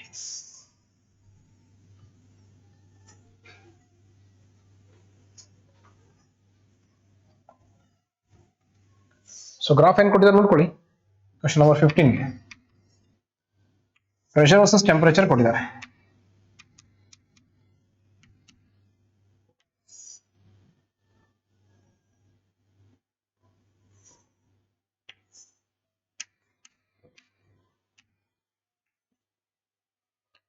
Cut observation ಬೇಕಿದ್ರಲ್ಲಿ point ಯಾವ್ದಾದ್ರು ತಗೊಳ್ಳಿ. ಏನ್ ತಗೊಳ್ಳಿ, ಇದನ್ನ B ಅಂತ ತಗೊಳ್ಳಿ, ಇದನ್ನ ಸಿ ಅಂತ ತಗೊಳ್ಳಿ, ಇದನ್ನ ಡಿ ಅಂತ ತಗೊಳ್ಳಿ. ಅವರೇ ಹೇಳಿದ್ದಾರೆ this is the point which you can expect like this. Pressure versus temperature. Clear? Our next question ಏನು ಹೇಳಿದ್ರೆ ಚೆಕ್ ಮಾಡ್ಕೊಳ್ಳಿ. 6 moles of an ideal gas, 6 moles. So n is equals to 6 ಕೊಟ್ಟಿದ್ದಾರೆ. Ideal gas ಅಂತ ಹೇಳಿದ್ದಾರೆ. Performs the cycle as shown in the figure. If the temperature or TA 600 Kelvin. So A point ಗೆ temperature ಕೊಟ್ಟಿದ್ದಾರೆ 600 Kelvin. B point ಗೆ ಹೇಳ್ತಾ ಇದ್ದಾರೆ temperature 800 kelvin and C point ಗೆ ಹೇಳ್ತಾರೆ ಟೆಂಪರೇಚರ್ 2200 ಕೆಲ್ವಿನ್. ಡಿ ಪಾಯಿಂಟ್ ಗೆ ಟೆಂಪರೇಚರ್ ಹೇಳ್ತಾ ಇದ್ದಾರೆ 1200 ಕೆಲ್ವಿನ್. 4 ಟೆಂಪರೇಚರ್ ಕೊಟ್ಟಿದ್ದಾರೆ. ಏನ್ ಕ್ಯಾಲ್ಕುಲೇಟ್ ಮಾಡಕ್ಕೆ ಹೇಳಿದ್ದಾರೆ? Work done per cycle. Total work done calculate ಮಾಡಬೇಕು. ಟೋಟಲ್ ವರ್ಕ್ ಡನ್ ಬೇಕು ಅಂತಂದ್ರೆ individual work done in the path of A B, in the path of B C, in the path of CD and in the path of DA. ಒಂದು observation ಮಾಡಬೇಕು, A ಇಂದ B ಗೆ ಮತ್ತೆ C ಇಂದ D ಗೆ both having same straight line. We know the formula PV is equals to nRT. So pressure versus temperature ಆಗಿರೋದ್ರಿಂದ P is equals to nR by V into temperature. ಇಲ್ಲ ಅವ್ರು ಹೇಳ್ತಾ ಇದ್ದಾರೆ volume is remains constant. Constant ಆಯ್ತು ಅಂದ್ರೆ automatically pressure directly proportional temperature straight line ಇದೆ. So slope P is equals to ಇದನ್ನ y is equals to mx form ತಗೋಬಹುದು. ಹಂಗ್ ತಗೊಂಡ್ವಿ ಅಂತಂದ್ರೆ ಇಲ್ಲಿ ಚೇಂಜ್ ಇನ್ ವಾಲ್ಯೂಮ್, ಇಲ್ಲಿ ಚೇಂಜ್ ಇನ್ ವಾಲ್ಯೂಮ್, ಇಬ್ಬರಿಗೂ ಸ್ಲೋಪ್ ಸೇಮ್ ಆಯ್ತು ಅಂತಂದ್ರೆ ಆಟೋಮೆಟಿಕಲಿ ಚೇಂಜ್ ಇನ್ ವಾಲ್ಯೂಮ್ ಏನಾಗುತ್ತೆ? ಸೇಮ್. ಚೇಂಜ್ ಇನ್ ವಾಲ್ಯೂಮ್ 0 ಆಗುತ್ತೆ. We know the formula for work done is equals to P into dV. Therefore work done in the path of AB and work done in the path of CD become 0. ಯಾಕೆ ಅಂತ ಗೊತ್ತಿರಲಿ, change in volume same ಇರುತ್ತೆ. therefore work done 0 ಆಗುತ್ತೆ. So ಇದು 0 ಆಯ್ತು, ಇದು 0 ಆಯ್ತು. ಉಳ್ಕೊಂಡಿದ್ದು ಎರಡೇ ವರ್ಕ್ ಡನ್. ಒಂದು work done in B C plus work done in D A. Work done in B C is in clockwise. Work done in D A is in anti clock. therefore minus ಆಗುತ್ತೆ. So work done is equals to B C. Formula ಗೊತ್ತಿರಬೇಕು ನಿಮಗೆ, work done formula. ಇಲ್ಲಿ ಏನ್ ಬರೀಬೇಕು separate ಆಗಿ ಬರ್ಕೋಬಿಡ್ತೀನಿ. V B C ಮತ್ತೆ V D A separate ಆಗಿ ಬರ್ಕೊ. ವಿ ಬಿ ಸಿ ಅಂದ್ರೆ ಏನ್ ಬರುತ್ತೆ? Pressure P V is equals to N R T concept. P into V C minus V B volume that is equals to N into R into temperature difference T C minus T B. T C minus T B 2200 minus 800 ಅಂತಂದ್ರೆ 1400 ಬರುತ್ತೆ. ಅಂದ್ರೆ W B C ಅಂದ್ರೆ direct ಆಗಿ ಬರ್ಕೋಬಹುದು NR 1400. But ನಮಗೆ N ಅಂದ್ರೆ value ಗೊತ್ತು ಎಷ್ಟು 6 ಅಂತ ಹೇಳಿ. So 6R into 1400. D A ಅಂತ ತಗೊಂಡೆ ಅಂತಂದ್ರೆ ಇಲ್ಲೂ ಅಷ್ಟೇ ಸೇಮ್ ಪ್ರೆಷರ್ ಬರುತ್ತೆ. ಇಲ್ಲಿ ಪ್ರೆಷರ್ ಡಿಫರೆನ್ಸ್ ಗೊತ್ತಿರಲಿಲ್ಲ. ಇದು ಪ್ರೆಷರ್ P1 ಆದ್ರೆ ಇದು ಪ್ರೆಷರ್ P2. ಇದು P1, ಇದು P2.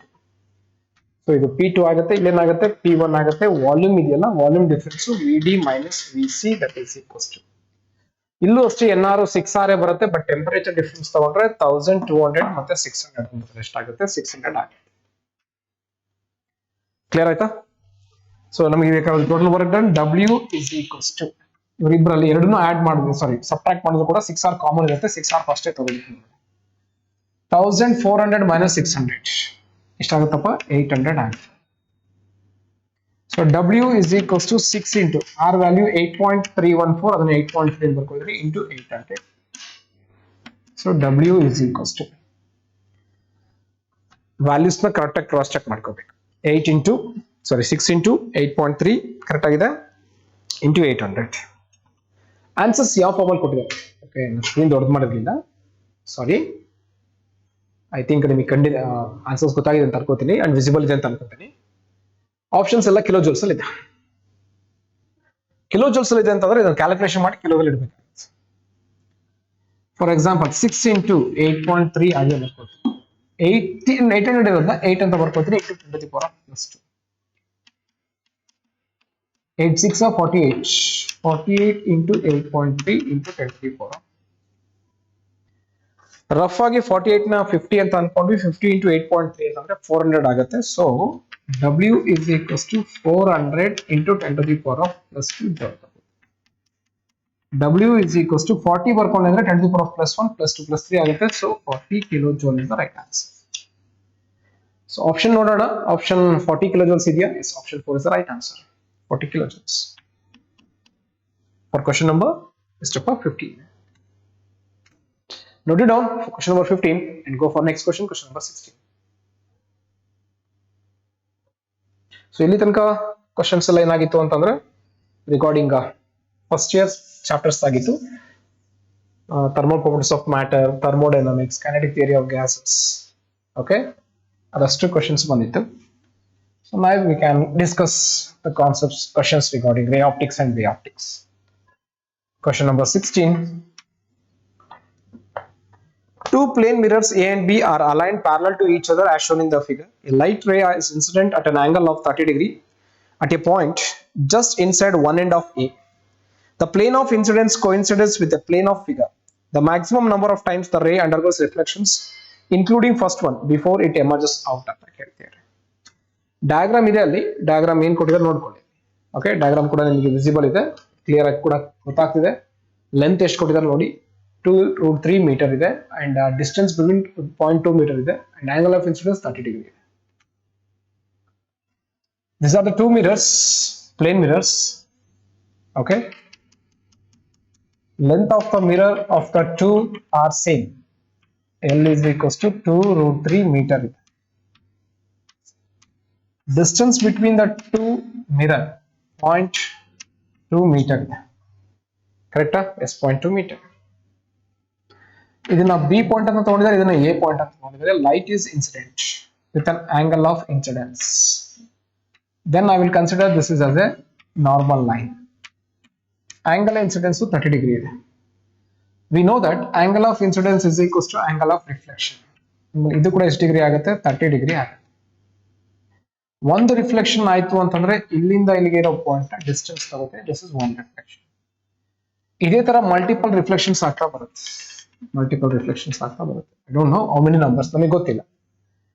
ಈ ಡಿ ಕ್ಯಾಲ್ಕುಲೇಟ್ ಮಾಡಿದ್ವಿ ಅಂತಂದ್ರೆ ಇಷ್ಟು ಲೆಂತ್ ಒಳಗಡೆ ಎಷ್ಟು ಡಿ ಗಳು ಬರ್ತಾವೋ ಅದು ನಂಬರ್ ಆಫ್ ಏನಾಗಿರುತ್ತೆ, ಆಟೋಮೆಟಿಕಲಿ ರಿಫ್ಲೆಕ್ಷನ್ಸ್ ಆಗಿರುತ್ತೆ. ಆಮೇಲೆ ಇದ್ರ ವ್ಯಾಲ್ಯೂ ಗೊತ್ತಿಲ್ಲ, ಇದು 90 ಡಿಗ್ರಿ ಅಂತ ಅನ್ಕೊಂಡ್ರೆ ಇದು ಅಪೋಸಿಟ್ ಆಂಗಲ್ ನ ಅಪೋಸಿಟ್ ಆಗುತ್ತೆ. ಇನ್ನೊಂದೇನಾಗುತ್ತೆ, ಅಡ್ಜಸೆಂಟ್ ಆಗುತ್ತೆ, ಇದು ಹೈಪೋಟೆನ್ಯೂಸ್. ರೈಟ್ ಆಂಗಲ್ ಟ್ರಯಾಂಗಲ್ ಇದೆ ಅಂದ್ರೆ I will go with tan theta. So tan 30 degree is equals to opposite by adjacent. Opposite ಯಾವ್ದಾಗುತ್ತೆ? D ಆಗುತ್ತೆ. Adjacent ವ್ಯಾಲ್ಯೂ ಯಾವ್ದಾಗುತ್ತೆ? AB ಡಿಸ್ಟೆನ್ಸ್ ಆಗುತ್ತೆ. So D divided by AB distance 0.2 ಆಗುತ್ತೆ. Therefore D is equals to 0.2 into tan 30 ಇದೆಯಲ್ಲ, tan 30 value 1/√3 ಬರುತ್ತೆ. Therefore D value ಏನಾಗುತ್ತೆ? 0.2 divided by √3 ಆಗುತ್ತೆ. Number of reflections ಬೇಕು ಅಂದ್ರೆ L divided by D ಆಗುತ್ತೆ. ಎಲ್ ವ್ಯಾಲ್ಯೂ ಹೇಳ್ತಾರೆ 2√3 divided by small D value ಹೇಳ್ತಾರೆ 0.2 ಅಂತ ಹೇಳ್ತಾರೆ, ಡಿವೈಡೆಡ್ ಬೈ √3 ಹೇಳ್ತಾರೆ. √3 ಮೇಲೆ ಹೋಗುತ್ತೆ. therefore 2 into √3 into √3 divided by 0.2 ಇರೋದನ್ನ 2 ಅಂತ ಬರ್ಕೋತೀನಿ into 10 to the power of -1. 2 cancel, -1 ಮೇಲೋದ್ರೆ ಏನಾಗುತ್ತೆ? +1 ಆಗುತ್ತೆ. ಕ್ಲಿಯರಾ? -1 ಮೇಲ್ಗಡೆ +1 ಆಗುತ್ತೆ ಅಂದ್ರೆ n is equals to ತಗೊಳ್ತೀವಿ ಅಂದ್ರೆ √3 into √3 ಏನಾಗುತ್ತೆ? 3 into 3 into 10 to the power of +1. So n is equals to 30. ಅಂದ್ರೆ ಎಷ್ಟು ನಂಬರ್ ಆಫ್ ರಿಫ್ಲೆಕ್ಷನ್ಸ್ ಆಗುತ್ತೆ ಎರಡು ಮಿರರ್ಸ್ ಅಲ್ಲಿ ಅಂತಂದ್ರೆ it should be equals to 30. So see the options ಏನ್ ಹೇಳುತ್ತೆ ನೋಡ್ಕೊಳ್ಳಿ. ಆಪ್ಷನ್ಸ್ ಅಲ್ಲಿ ಹೇಳ್ತಾರೆ number of reflections 28, 30, 34, 32. So option 2 is the right answer. Number of reflections is 30. ಅಂದ್ರೆ 30 ಟೈಮ್ಸ್ ಈ ತರ ಪಾರ್ಟ್ಸ್ ಬರ್ತಾವೆ ಮಲ್ಟಿಪಲ್ ರಿಫ್ಲೆಕ್ಷನ್ಸ್ ಆದ್ಮೇಲೆ, ಎಮರ್ಜ್ ಹಾಕಿಂತ ಮುಂಚೆ. Clear? Note it down. Note it down and go for next question, question number 17.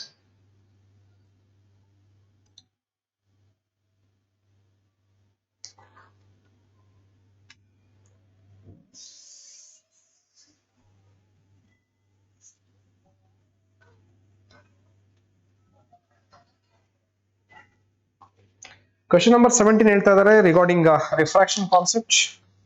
Diagram correct analyse ಮಾಡ್ಕೊಳ್ಳಿ, question correct analyse ಮಾಡ್ಕೊಳ್ಳಿ. A rectangular slab of ABCD. Okay, rectangular slab ತಗೊಂಡಿದ್ದಾರೆ. ABCD, ABCD. Refractive index N1. ಇದಕ್ಕೆ refractive index ಎಷ್ಟು ಕೊಟ್ಟಿದ್ದಾರೆ? N1 is immersed in water of refractive index N2. So it is immersed in refractive index of water. ಇದಕ್ಕೆ refractive index N2 ಕೊಟ್ಟಿದ್ದಾರೆ. A ray of light is incident at a surface of AB of slab as shown in the figure. The maximum value of angle of incidence alpha max. So there is an incident light. This is an angle of incidence alpha maximum, such that the ray comes out only from the other surface of CD. CD in the ಹೊರಗಡೆ ಬರ್ತಾ ಇದೆ. Is given by. So expect ಮಾಡ್ತಿದ್ದಾರೆ, they have to calculate with the conditions that light ಈಗ ಹೋಗಿ ಮತ್ತೆ ಹೊರಗಡೆ water medium ಗೆ ಹೋಗಿಲ್ಲ. This is water medium. And this is glass medium. We must know that refractive index of N1 glass ಇದೆಯಲ್ಲ is greater than refractive index of water N2. ನಮಗೆ ಇದು ಯಾವ ಮೀಡಿಯಂ ಆಗುತ್ತೆ? ಡೆನ್ಸರ್ ಮೀಡಿಯಂ ಆಗುತ್ತೆ, ಇದು ಯಾವ ಮೀಡಿಯಂ ಆಗುತ್ತೆ? ರೇರ್ ಮೀಡಿಯಂ ಆಗುತ್ತೆ. ಫಸ್ಟ್ ಸರ್ಫೇಸ್ AB ಗೆ ತಗೋತೀನಿ. AB ತಗೊಂಡಾಗ ಇನ್ಸಿಡೆನ್ಸ್ ಕಂಡೀಷನ್ ತಗೊಂಡ್ರೆ ಲೈಟ್ ಇಸ್ ಟ್ರಾವೆಲಿಂಗ್ ಫ್ರಮ್ ಯಾವ medium? Rare medium to denser medium. Therefore, light will bend towards the normal line. Light bend ಆಗುತ್ತೆ. ಆಗ ಇದು ನಾರ್ಮಲ್ ಲೈನ್ ಆಗಿ ಬಿಹೇವ್ ಆಗುತ್ತೆ. ಆಂಗಲ್ ಆಫ್ ಇನ್ಸಿಡೆನ್ಸ್ ಆಯ್ತು ಅಂದ್ರೆ this is angle of refraction R1 ಅಂತ ತಗೋತೀವಿ. ಈಗ ಲೈಟ್ ಇನ್ಸಿಡೆಂಟ್ ಆಗ್ತಿರೋದು ಗ್ಲಾಸ್ ಮತ್ತೆ ವಾಟರ್ ಇಂಟರ್ಫೇಸ್ಗೆ. ಗ್ಲಾಸ್ ವಾಟರ್ ಇಂಟರ್ಫೇಸ್ ಅಂದ್ರೆ light is travelling from denser medium to rarer medium. One of the condition of total internal reflection ಉದಯ ಆಯ್ತು. ಇನ್ನ ಒಂದು ಕಂಡೀಷನ್ ಹೇಳುತ್ತೆ ಲೈಟ್ ವಾಪಸ್ ಬರಬೇಕು, CD ಥ್ರೂನೇ ಪಾಸ್ ಆಗ್ಬೇಕು. ವಾಪಸ್ ಹಿಂಗ್ ಪಾಸ್ ಆಗ್ಬೇಕು ಅಂದ್ರೆ ವಾಪಸ್ ಸರ್ಫೇಸ್ ಒಳಗಡೆನೆ ಬರ್ಬೇಕು, ಗ್ಲಾಸ್ ಒಳಗಡೆ ಬರ್ಬೇಕು ಅಂದ್ರೆ ಟೋಟಲ್ ಇಂಟರ್ನಲ್ ರಿಫ್ಲೆಕ್ಷನ್ ಆಗ್ಬೇಕು. ಟೋಟಲ್ ಇಂಟರ್ನಲ್ ರಿಫ್ಲೆಕ್ಷನ್ ಆಗ್ಬೇಕು ಅಂತಂದ್ರೆ ಆಂಗಲ್ ಆಫ್ ಇನ್ಸಿಡೆನ್ಸ್ ನಾನು ಇದನ್ನ R2 ಅಂತಂದ್ರೆ ಆಂಗಲ್ ಆಫ್ ರಿಫ್ರಾಕ್ಷನ್ ಅಂತ ತಗೊಳ್ಳೋದಾದ್ರೆ this should be equals to critical angle. I will go with an angle. So light ಯಾವಾಗ ಮತ್ತೆ ವಾಪಸ್ ಬರಲೇಬೇಕಾಗುತ್ತೆ, ಈ ಮೀಡಿಯಂ ಬರಬೇಕಾಗುತ್ತೆ. ಅಂದ್ರೆ ಇಲ್ಲಿ ಎರಡು ಕಾನ್ಸೆಪ್ಟ್ ಇದೆ, ರಿಫ್ರಾಕ್ಷನ್ ಇದೆ, ಟೋಟಲ್ ಇಂಟರ್ ರಿಫ್ಲೆಕ್ಷನ್ ಇದೆ. ಸೊ ಈಗೇನ್ ಮಾಡೋಣ ಅಂದ್ರೆ ಫಸ್ಟ್ ಸರ್ಫೇಸ್ಗೆ AB ಸರ್ಫೇಸ್ಗೆ ಸ್ನೆಲ್ಸ್ ಲಾ ಅಪ್ಲೈ ಮಾಡೋಣ. AB ಗೆ ಸ್ನೆಲ್ಸ್ ಲಾ. We know that refractive index N2 ಇಂದ N1 ಗೆ ಹೋಗ್ತಾ ಇದೆ. So N2 ಇಂದ N1, then you can write it as N1 by N2, that is equals to sine of angle of incidence to the sine of angle of refraction. Angle of incidence is alpha maximum divided by angle of refraction is R1. ಇದು ಒಂದು formula ನಿಮಗೆ ಸಿಕ್ತು. But ಇಲ್ಲಿ R1 value ಅವೆಲ್ಲ ಏನು ಕೊಟ್ಟಿಲ್ಲ. ಅದಕ್ಕೆ ನಾವು ಏನ್ ಮಾಡಬೇಕು, ಈಕ್ವೇಶನ್ ಸ್ವಲ್ಪ ಮಾಡಿಫಿಕೇಶನ್ ಮಾಡ್ಕೋಬೇಕಾಗತ್ತೆ. ಏನ್ ಮಾಡಿಫಿಕೇಶನ್ ಮಾಡ್ಕೋಬೇಕಾಗತ್ತೆ ಅಂದ್ರೆ ನಾನ್ ತಗೋತೀನಿ ಸೈನ್ ಆಲ್ಫಾ, ನಮಗೆ ಬೇಕಾಗಿರೋದು alpha maximum. Sine alpha maximum is equals to N1 by N2 into sine R1. ನಾನೇನ್ ಮಾಡ್ತೀನಿ ಅಂದ್ರೆ ಇಷ್ಟೇ ಸ್ಟೆಪ್ ಅಲ್ಲಿ ಒಂದು ಸೊಲ್ಯೂಷನ್ ಸಿಗುತ್ತಾ ಅಂತ, ಮೀನ್ಸ್ ಅಲ್ಲಿರೋ ಆಪ್ಷನ್ಸ್ ಅಲ್ಲಿ ಕ್ವಿಕ್ ಆಗಿ ಆನ್ಸರ್ ಮಾಡಿ ಮುಗಿಸ್ಬೋದಾ ಅಂತ ನೋಡ್ಕೋತೀನಿ. ಆಮೇಲೆ ಬೇಕಾದ್ರೆ ಸಾಲ್ವ್ ಮಾಡ್ಕೊಡ್ತೀನಿ ನಿಮಗೆ. ಆಪ್ಷನ್ಸ್ 4 ನೋಡೋಣ. Sign inverse of N1 by N2 ಅಂತ ಹೇಳಿ ಎಷ್ಟು ಆಪ್ಷನ್ಸ್ ಇದೆ? ಎರಡೇ ಆಪ್ಷನ್ಸ್ ಇರೋದು. Sine inverse of N1 by N2, cos ಅಂತ ಒಂದು ಫಸ್ಟ್ ಆಪ್ಷನ್ ಇದೆ, ಅಂಡ್ ಸೆಕೆಂಡ್ ಆಪ್ಷನ್ ಬಂದ್ರೆ sine inverse of N1 by N2. But actually ಇಲ್ಲಿ ಸೈನ್ ಇನ್ವರ್ಸ್ ಅಂತ ತಗೊಳ್ಳೋದಾಯ್ತಂದ್ರೆ ಈ ಕಡೆ ಬರಲಿ, alpha maximum is equals to sine inverse of N1 by N2 into ಏನಿದೆಯಪ್ಪ ಸೈನ್ R1 ಅಂತ ಇದೆ. ಅಂದ್ರೆ ಅರ್ಥ ಆಪ್ಷನ್ 2 ಆಗೋದಿಲ್ಲ, ಆಪ್ಷನ್ 1 ಆಗುತ್ತೆ. ನೋಡೋಣ, ಪ್ರೂವ್ ಮಾಡಿ ನೋಡೋಣ ಸೇಮ್ ಆಪ್ಷನ್ ಬರುತ್ತಾ ಬರಲ್ವಾ. ಯಾಕೆಂದ್ರೆ ಕ್ಲಿಯರ್ ಆಗಿ ಗೊತ್ತಾಯ್ತಲ್ಲ. ಸೆಕೆಂಡ್ ಆಪ್ಷನ್ ಏನ್ ಹೇಳ್ತಾ ಇದಾರೆ, sign inverse of N1 by N2 ಅಷ್ಟೇ ಇದೆ, ಸೈನ್ R1 ಕೊಟ್ಟೇ ಇಲ್ಲ. ಅಂದ್ರೆ ನಮ್ ಕೆಲಸ ಇವಾಗ ಏನು ಅಂದ್ರೆ sign R1 value find out ಮಾಡ್ಕೊಳ್ಳೋ ಕೆಲಸ. ಅಂದ್ರೆ ಫಸ್ಟ್ R1 ತಗೊಳ್ಳೋಣ, ಆಮೇಲೆ ಸೈನ್ R1 ಗೆ ಹೋಗೋಣ. ಏನ್ ಮಾಡೋಣ ಸರ್, R1 ಬೇಕು ಅಂದ್ರೆ ಏನ್ ಮಾಡ್ಬೇಕು, ಇಲ್ಲಿ ಅಬ್ಸರ್ವ್ ಮಾಡಿ, ಒಂದು ಟ್ರಯಾಂಗಲ್ ಅಬ್ಸರ್ವ್ ಮಾಡಿ. ಟ್ರಯಾಂಗಲ್ ಅಬ್ಸರ್ವ್ ಮಾಡಿದ್ರೆ ಇದು 90 ಡಿಗ್ರಿ ಅಂದ್ರೆ ಇವೆರಡನ್ನೂ ಆಡ್ ಮಾಡಿದ್ರೆ 90 ಡಿಗ್ರಿ ಬರುತ್ತೆ. R1 plus R2 is equals to 90 degrees. Therefore, R1 is equals to ಅಥವಾ R2 is equals to ಏನ್ ಮಾಡೋಣ, R1 is equals to 90 minus R2. R2 ಅಂತಂದ್ರೆ critical angle.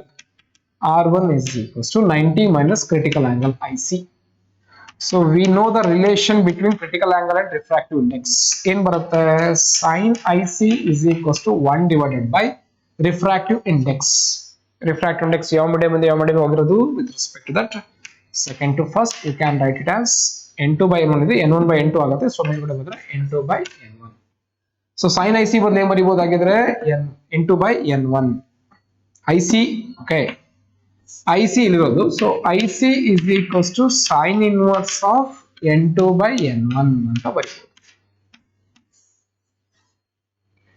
So R1 is equals to 90 minus sin inverse of n2 by n1.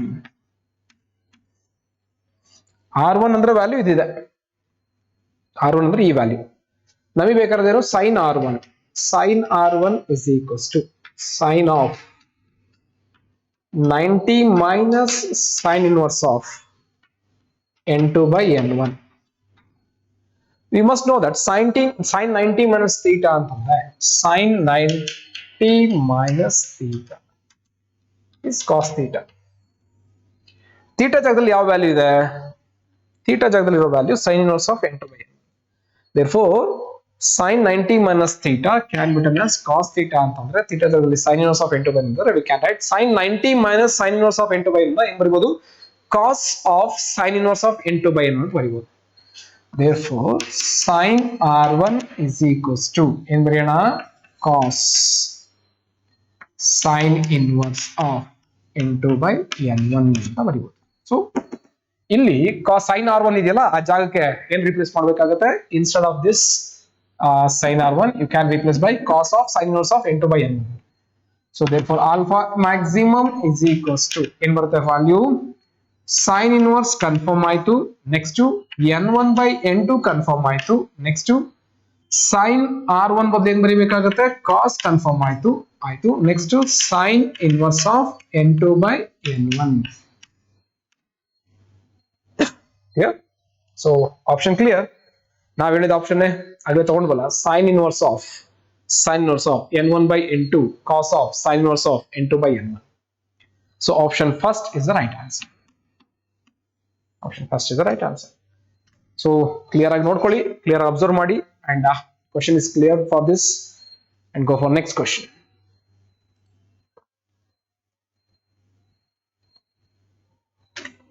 Question number 18.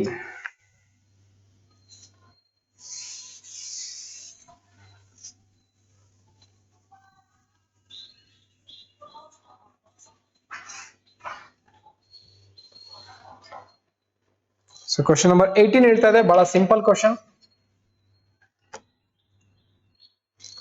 Which of the following spherical lenses does not exhibit dispersion? The radii of curvature of the surface of the lenses are as given diagrams.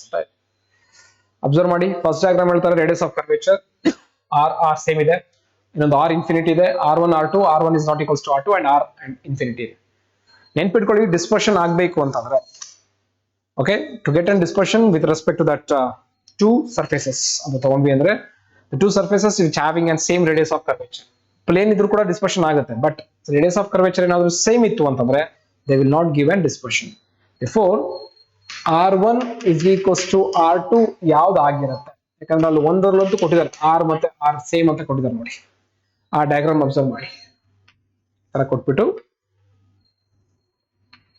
R R ಅಂತ ಕೊಟ್ಟಿದ್ದಾರೆ. Same radius of curvature ಇರೋ surface ಅಲ್ಲಿ dispersion ಆಗೋದಿಲ್ಲ. Okay, dispersion without deviation ಆಗ್ಬಿಡುತ್ತೆ, so dispersion ಆಗೋದಿಲ್ಲ. So option 1 is the right answer. Option 1 ಇದೆ ನೋಡಿ, option 1 is the right answer.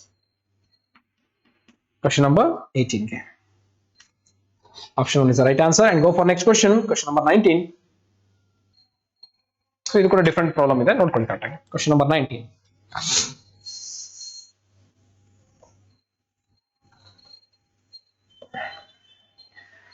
So 19 diagram nodkondu amele adakke analyze ಮಾಡ್ಕೊಂತ ಹೋಗೋಣ.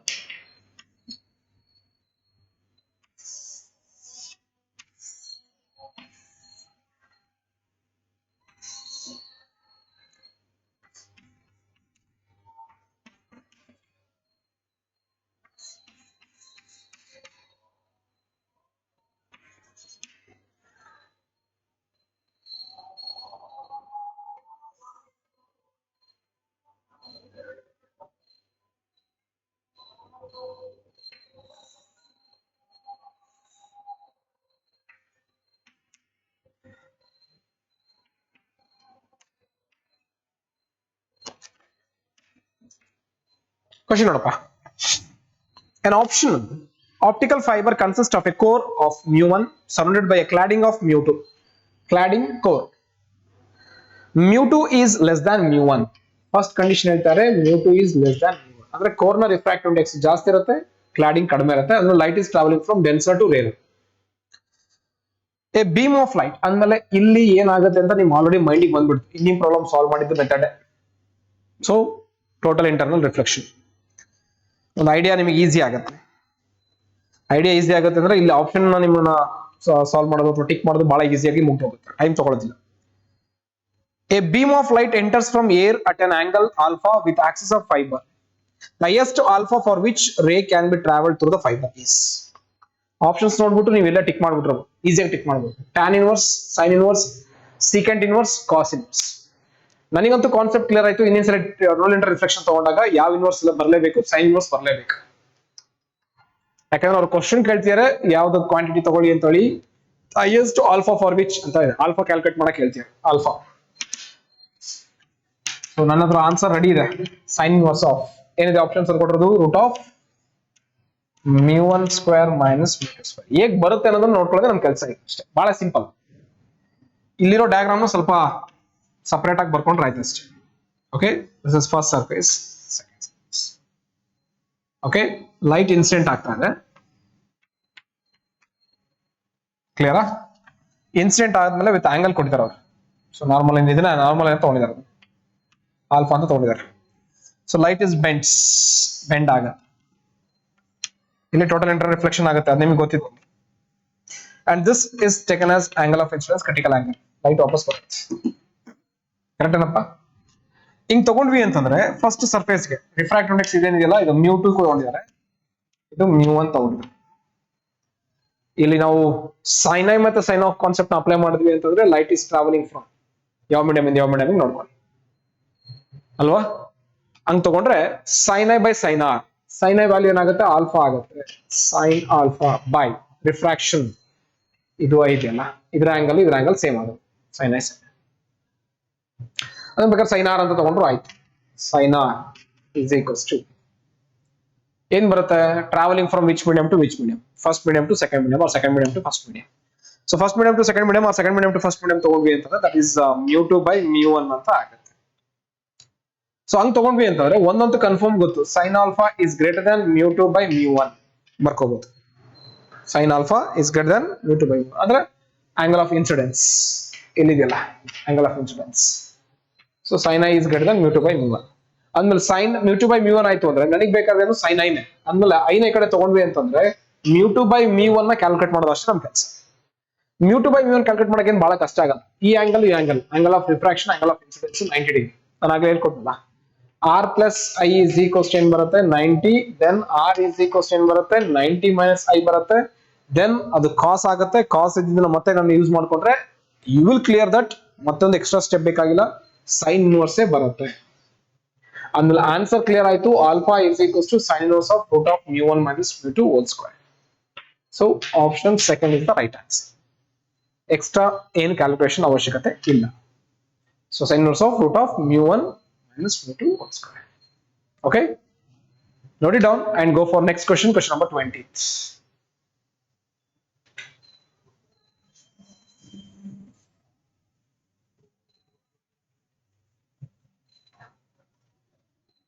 Question number 20 ಹೇಳುತ್ತೆ regarding object distance ಮತ್ತೆ image distance. graphical question ಇದೆ ಅದು. ಗ್ರಾಫಿಕಲ್ ಕ್ವಶನ್ ಅಬ್ಸರ್ವ್ ಮಾಡಿದ್ರೆ 4 ಆಪ್ಷನ್ಸ್ ನ ಗ್ರಾಫ್ ನೋಡ್ಕೊಳ್ಳಿ. ಒಂದು u ಪ್ಲಸ್ v ನ y ಆಕ್ಸಲ್ ತಗೊಂಡಿದ್ದಾರೆ, u ಆರ್ v ನ x ಆಕ್ಸಲ್ ತಗೊಂಡಿದ್ದಾರೆ. ಕ್ವಶನ್ ಹೇಳ್ತಿದ್ದಾರೆ for a convex lens if real image is form graph between u plus v and u or v as follows. Real image form ಆಗಬೇಕು ಅಂತಂದ್ರೆ ನೆನಪಿರ್ಲಿ object distance image distance variations ಆಗೇ ಆಗುತ್ತೆ. And the formula of 1/f is equals to 1/v minus 1/u. So 1/f is equals to u minus v divided by uv. So f is equals to uv divided by u minus v. So focal length and variation of this u v is inversely proportional. Therefore graph decreasing irutte. ಎಲ್ಲಿ ತನಕ ಅಂತಂದ್ರೆ u plus value ಎಷ್ಟಾಗುತ್ತೆ ಅಂತ 4f ಆಗುತ್ತೆ. ಯಾವಾಗ 4f ಆಗುತ್ತೆ ಇದ್ರ value minimum ಇರುತ್ತಲ್ಲ, that u value should be equals to 2f. u ಕಡಿಮೆ u plus v ಜಾಸ್ತಿ ಆಗುತ್ತೆ 4f ಆಗುತ್ತೆ. ಅಗೇನ್ ವ್ಯಾಲ್ಯೂ ಏನಾಗುತ್ತೆ ಇನ್ಕ್ರೀಸ್ ಆಗುತ್ತೆ. therefore this is the parabolic condition ಗೆ equivalent ಆಗುತ್ತೆ. ಯಾವ ಆಪ್ಷನ್ ಚೂಸ್ ಆಗುತ್ತೆ ನೋಡ್ಬೇಕು. ಫಸ್ಟ್ ಆಪ್ಷನ್ ಹೇಳ್ತಾರೆ okay rectangular hyperbola, second option parabola, third negative linear and fourth one is also ಪರ್ಬೋಲಾ.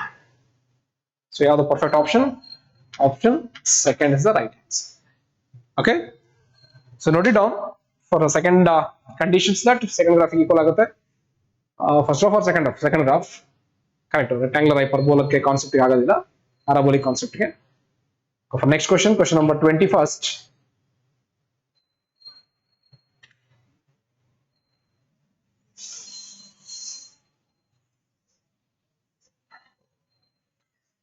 So question number 21st regarding interference way optics ಬರುತ್ತೆ. Question ಆಗಿದೆ graph ನೋಡ್ಬೇಕು, diagram ನೋಡ್ಕೊಳ್ಳಿ.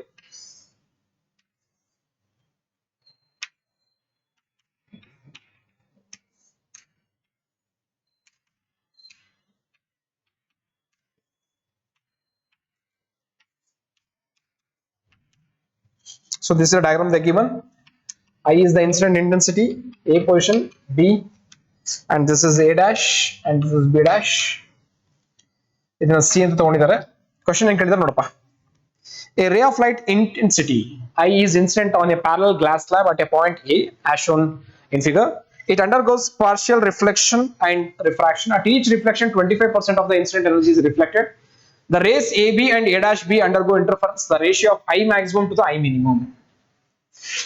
ಕ್ವಶನ್ ಕ್ಯಾಲ್ಕುಲೇಟ್ ಮಾಡಕ್ಕೆ ಹೇಳ್ತಾ ಇದಾರೆ I maximum by I minimum. ಇದನ್ನ solve ಮಾಡಕ್ಕೆ ಒಂದು ಫಾರ್ಮುಲಾ ಗೊತ್ತಿರಬೇಕು. I2/I1 square root plus 1 whole square divided by I2/I1 square root minus 1 whole square. ಇದು formula.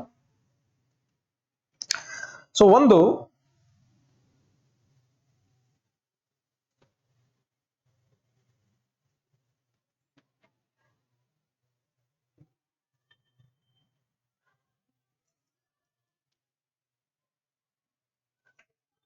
wait, sorry for inconvenience. ಒಂದೇ ನಿಮಿಷ. Sorry, some small technical work. Question ಏನ್ ಹೇಳಿದ್ದಾರೆ ಅವರು 25% ಆಫ್ ಇನ್ಸಿಡೆಂಟ್ ಲೈಟ್ ಏನಾಗುತ್ತೆ ರಿಫ್ಲೆಕ್ಟೆಡ್ ಆಗ್ಬೇಕಾದ್ರೆ ಪಾರ್ಷಿಯಲಿ ಡಿಕ್ರೀಸ್ ಆಗುತ್ತೆ. Ray of I B I maximum to the I minimum calculate ಮಾಡಕ್ಕೆ ಹೇಳಿದ್ದಾರೆ. ಅದಕ್ಕೆ ರೇಷಿಯೋ ತಗೊಂಡೆ I maximum to the I minimum. ಇಲ್ಲಿ ಇಂಟೆನ್ಸಿಟಿ ವೇರಿಯೇಷನ್ ಅಲ್ಲಿ ಇನ್ಸಿಡೆಂಟ್ ಐ ಇದೆ ಅಂತಂದ್ರೆ ಒನ್ ಟೈಮ್ ರಿಫ್ಲೆಕ್ಟ್ ಆಯ್ತು ಅಂದ್ರೆ ಅದ್ರ 1/4 ಟೈಮ್ಸ್ ಕಡಿಮೆ ಆಗುತ್ತೆ. I/4 ಕಡಿಮೆ. ಇನ್ ಮಿಕ್ಕಿದ ಲೈಟ್ ಇಲ್ಲಿ ಪಾಸ್ ಆಗುತ್ತೆ. ಇಲ್ಲಿ ಪಾಸ್ ಆಗುತ್ತೆ ಅಂದ್ರೆ ಇನ್ನ 3I/4 ಇದೆಯಲ್ಲ, 3I/4 ಇಲ್ಲಿ ಪಾಸ್ ಆಗುತ್ತೆ. 3I/4 ಅಲ್ಲಿ ಇಲ್ಲಿ ಅದರ ಅರ್ಧ ಭಾಗ ಅಂದ್ರೆ ಅದರ 1/4 ಭಾಗ ಆಫ್ ಅಲ್ಲ 1/4 ಹೋಯ್ತು ಅಂತಂದ್ರೆ 3I/4 ಆಫ್ 4 ಅಂತಂದ್ರೆ ಎಷ್ಟಾಗುತ್ತೆ 16 ಆಗುತ್ತೆ. ಓಕೆ, ಯಾವಾಗ 3I/16 ಇಲ್ಲಿ ಇನ್ಸಿಡೆಂಟ್ ಆಗುತ್ತೆ ಅದರಲ್ಲಿ ಮತ್ತೆ 1/4 ಏನಾಗುತ್ತೆ ಇಲ್ಲಿ ಪಾಸ್ ಆಗುತ್ತೆ. ಸೊ 1/4 ಆಫ್ ದಟ್ ವ್ಯಾಲ್ಯೂ ಹೋಯ್ತು ಅಂತಂದ್ರೆ ಏನ್ ಇಲ್ಲಿ ಏನಾಗುತ್ತೆ 9I/16 64 ನಾಟ್ 16 64 ಆಗುತ್ತೆ. ಇನ್ ರಿಮೈನಿಂಗ್ ಇಲ್ಲಿ ಪಾಸ್ ಆಗುತ್ತೆ ಎಷ್ಟು 3I/64 ಗೊತ್ತಾಯ್ತಲ್ಲ. I/4 ಪಾರ್ಷಿಯಲ್ ರಿಫ್ಲೆಕ್ಷನ್, ಇನ್ ಮಿಕ್ಕಿದ ಇಲ್ಲಿ ಬಂದು ಇನ್ಸಿಡೆಂಟ್ ಆಗುತ್ತೆ ಪಾರ್ಷಿಯಲ್ ರಿಫ್ಲೆಕ್ಷನ್. ಬಿ ಅಲ್ಲಿ I/4 ಇದೆ ಅಂತಂದ್ರೆ I1 ವ್ಯಾಲ್ಯೂ ಎಷ್ಟಾಗುತ್ತೆ I/4 ಆಗುತ್ತೆ ಅಂಡ್ I2 ವ್ಯಾಲ್ಯೂ ಏನಾಗುತ್ತೆ 9I/64 ಆಗುತ್ತೆ. ಈಗ ನನಗೆ ಬೇಕಾಗಿದೆ I2/I1. I2/I1 ನ ರೇಷಿಯೋ ಮಾಡಿದ್ರೆ 9I/64 into 4 divided by I cancel ಆಯ್ತು, 4 1s are 4 16s, ಸೊ 9/16 ಆಗುತ್ತೆ. ಸೊ I2/I1 9/16 ಅಂದ್ರೆ ಇಲ್ಲಿ ಸಬ್ಸ್ಟಿಟ್ಯೂಟ್ ಮಾಡೋದು ಬಹಳ ಈಸಿ ಆಗುತ್ತೆ. ಸೊ ಇಲ್ಲೇ ತಗೋತೀನಿ ನಾನು I maximum by I minimum. Square root of I2/I1 ಅಂತಿದೆ. I2/I1 9/16 9/16 9 ಗೆ ಸ್ಕ್ವೇರ್ ರೂಟ್ 3 ಆಗುತ್ತೆ, 16 ಗೆ ಸ್ಕ್ವೇರ್ ರೂಟ್ 4 ಆಗುತ್ತೆ, plus 1 whole square. Same to same 3/4 ಆಗುತ್ತೆ, ಮೈನಸ್ 1 ಹೋಲ್ ಸ್ಕ್ವೇರ್. 4 ಪ್ಲಸ್ 1 ಎಷ್ಟಾಗತ್ತಪ್ಪ 4 ಆಗುತ್ತೆ. 4 ಇಂಟು 1 4 ಆಗುತ್ತೆ, 4 ಪ್ಲಸ್ 3 7 ಆಗುತ್ತೆ, 7/3 ಆಗುತ್ತೆ. 4 ಇಲ್ಲಿದೆ ಅಂತಂದ್ರೆ -4 -1/4 ಆಗುತ್ತೆ. therefore ಇಲ್ಲಿ ವ್ಯಾಲ್ಯೂ ಮೇಲ್ಗಡೆ ಹೋಯ್ತು ಅಂದ್ರೆ ಇಲ್ಲೂ 4 ಇದೆ ಮರಿಬೇಡಿ. ಆ 4 ಈ 4 ಏನಾಯ್ತು ಕ್ಯಾನ್ಸಲ್ ಆಯ್ತು. ಓಕೆ, ಅಲ್ಲ ಇದು 4 ಮೇಲ್ ಹೋಯ್ತು ಅಂತಂದ್ರೆ ನಾನು ಆಗ್ಲೇ ಹೇಳಿದೆ ದಿಸ್ ಇಸ್ 4 ಆಗುತ್ತೆ, ದಿಸ್ -1 ಆಗುತ್ತೆ, hole square 4 cancel. So 7 by -1 whole square, that is nothing but 7 is 49 and -1 is 1. Sorry for the inconvenience. ಸ್ವಲ್ಪ ಟೆಕ್ನಿಕಲ್ ಇಶ್ಯೂ ಇದ್ದಿದ್ದಕ್ಕೋಸ್ಕರ ನಿಮ್ಗೆ ಪ್ರಾಬ್ಲಮ್ ಆಯಿತು. ಜಸ್ಟ್ ಫಾರ್ ಕ್ಲಾರಿಟಿ ಕ್ಲಿಯರ್ ಆಗಿದೆಯಾ? ಸಾಲ್ವ್ ಮಾಡ್ತೇನೆ. ಇವಾಗ ಕ್ಲಿಯರ್ ಆಗಿದೆ ಅಂತ ಅನ್ಕೊಳ್ತೇನೆ.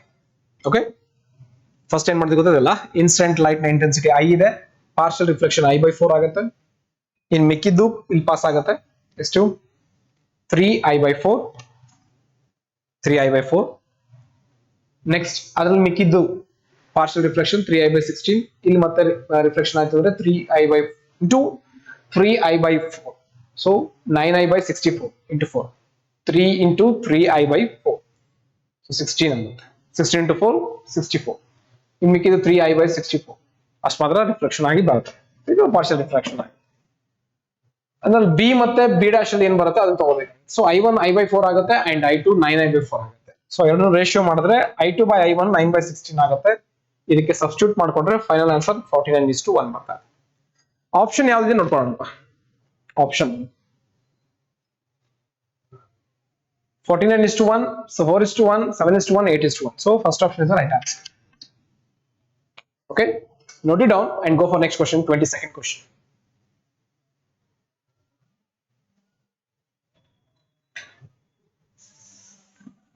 So 22nd question ಹೇಳ್ತದೆ regarding an Young's double slit experiment. In a two slit experiment with monochromatic light, okay, fringes are obtained on a screen placed at some distance from the slits.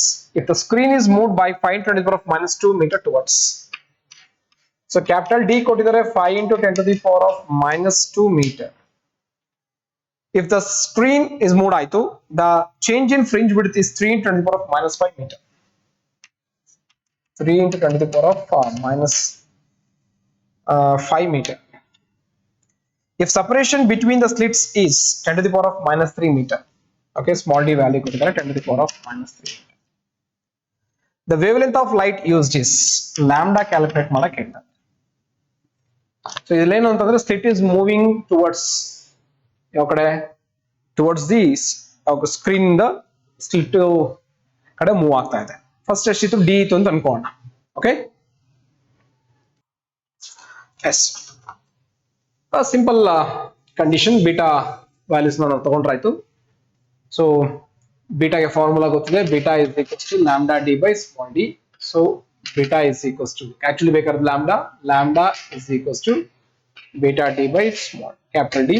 Lambda is equals to beta value ಗೊತ್ತಿದೆ 3 × 10⁻⁵, small D ಕೊಟ್ಟಿದ್ದಾರೆ 10⁻³ divided by capital D ಕೊಟ್ಟಿದ್ದಾರೆ 5 × 10⁻². Clear? So lambda is equals to ಇದನ್ನ ಬೇಕಾದ್ರೆ 30 ಅಂತ ಬರ್ಕೊಳ್ಳಿ. 30 × 10⁻⁻6 ಆಗುತ್ತೆ, -3 -9 ಆಗುತ್ತೆ, -2 ಮೇಲಾದ್ರೆ +2 ಆಗುತ್ತೆ, ಡಿವೈಡೆಡ್ ಬೈ 5 ಆಗುತ್ತೆ. 5 1 5 6 ಆಗುತ್ತೆ. Lambda is equals to 6 × 10⁻⁷ metre ಆಗುತ್ತೆ. ಎಲ್ಲ ಆನ್ಸರ್ಸ್ ಆಮ್ಸ್ಟ್ರಾಂಗ್ ಇರೋದ್ರಿಂದ 6000 ಆಮ್ಸ್ಟ್ರಾಂಗ್ ಆಗುತ್ತೆ. ಸೊ ಆಪ್ಷನ್ ನೋಡ್ಕೊಂಡ್ರೆ ಆಯ್ತು. ಸೊ ಆಪ್ಷನ್ ಫಸ್ಟ್ ಆಪ್ಷನ್ ಇದೆ. So first option is right answer for question number 22nd. Go for 23rd question.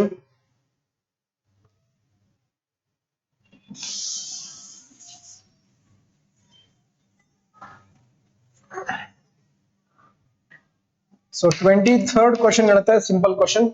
A star is moving away from the earth with a velocity of 100 km/s. If the velocity of light is 3 × 10⁸ meter per second, then the shift of its spectral line of wavelength 5700 angstrom due to Doppler effect will be ಅಂತ ಇದೆ. So Doppler effect concept ಮೇಲೆ calculate ಮಾಡಕ್ಕೆ ಹೇಳ್ತಾ ಇದ್ದಾರೆ. Okay, ಒಂದ್ ಹೇಳ್ತಾ ಇದ್ದಾರೆ velocity ಹೇಳ್ತಾ ಇದ್ದಾರೆ v is equals to 100 km/s ಇದೆ. then 100 ನ 10⁻+2 ಅಂತ ಬರೀಬಹುದು, ಕಿಲೋನ 10⁻³ ಅಂತ ಬರೆದ್ರೆ 10⁻5 meter per second ಆಗುತ್ತೆ. c is the velocity of light 3 into 10 to the power of 8 meter per second. Wavelength ಹೇಳ್ತಿದ್ದಾರೆ lambda 5700 angstrom. 5700 angstrom. Delta lambda na calculate ಮಾಡಕ್ಕೆ ಹೇಳ್ತಿದ್ದಾರೆ. We know the relation delta lambda by lambda is equals to v by c. Delta lambda is equals to lambda into v by c. So 5700 angstrom, okay, angstrom ಆಗಿರಲಿ into v ಇದೆಯಲ್ಲ 10 to the power of 5 ಇದೆ divided by 3 into 10 to the power of 8 ಇದೆ. So 3 ones ತಗೋತೀನಿ, 3 ones ಇಲ್ಲಿ 2 ಉಳಿತು, 3 nines ಆಗುತ್ತೆ. So 1900. So delta lambda is equals to 1900 angstrom ಆಗೇ ಇರಲಿ, okay, into 10 to the power of plus 8 ಮೇಲೆ ಹೋಯ್ತು ಅಂದ್ರೆ ಏನಾಗುತ್ತೆ -8 ಆಗುತ್ತೆ. ಸೊ -8 ಆಯ್ತು ಅಂತಂದ್ರೆ -3 ಆಗುತ್ತೆ. ಇಲ್ಲಿ ಆನ್ಸರ್ಸ್ ಯಾವ ಫಾರ್ಮ್ ಅಲ್ಲಿ ಕೊಟ್ಟಿದ್ದಾರೆ ನೋಡ್ಕೊಳ್ಳಿ. ಆನ್ಸರ್ಸ್ ಕೊಟ್ಟಿರೋದು ಯಾವ್ದ್ರಲ್ಲಿ 3.8 to 1.9 ಇದೆ. ಸೊ ಏನ್ ಮಾಡೋಣ ಹಾಗಾದ್ರೆ delta lambda is equals to shift ಮಾಡಿದ್ರೆ 1.9 ಅಂತ ಮಾಡಿದ್ವಿ ಅಂತಂದ್ರೆ into 10 to the power of +3 ಬರುತ್ತೆ, ಇಂಟು 10 to the power of -3 ಆಗುತ್ತೆ. ಆಂಗ್ಸ್ಟ್ರಾಮ್ ಇದೆ, ಕ್ಯಾನ್ಸಲ್ ಆಯ್ತು ಅಂದ್ರೆ final answer is 1.9 angstrom. So option 2 is the right answer. Option 2 ನೋಡಿ, option 2 ಎಷ್ಟಿದೆ 1.90 angstrom. Clear? So go for next question and note it down. And last question of the split file, question number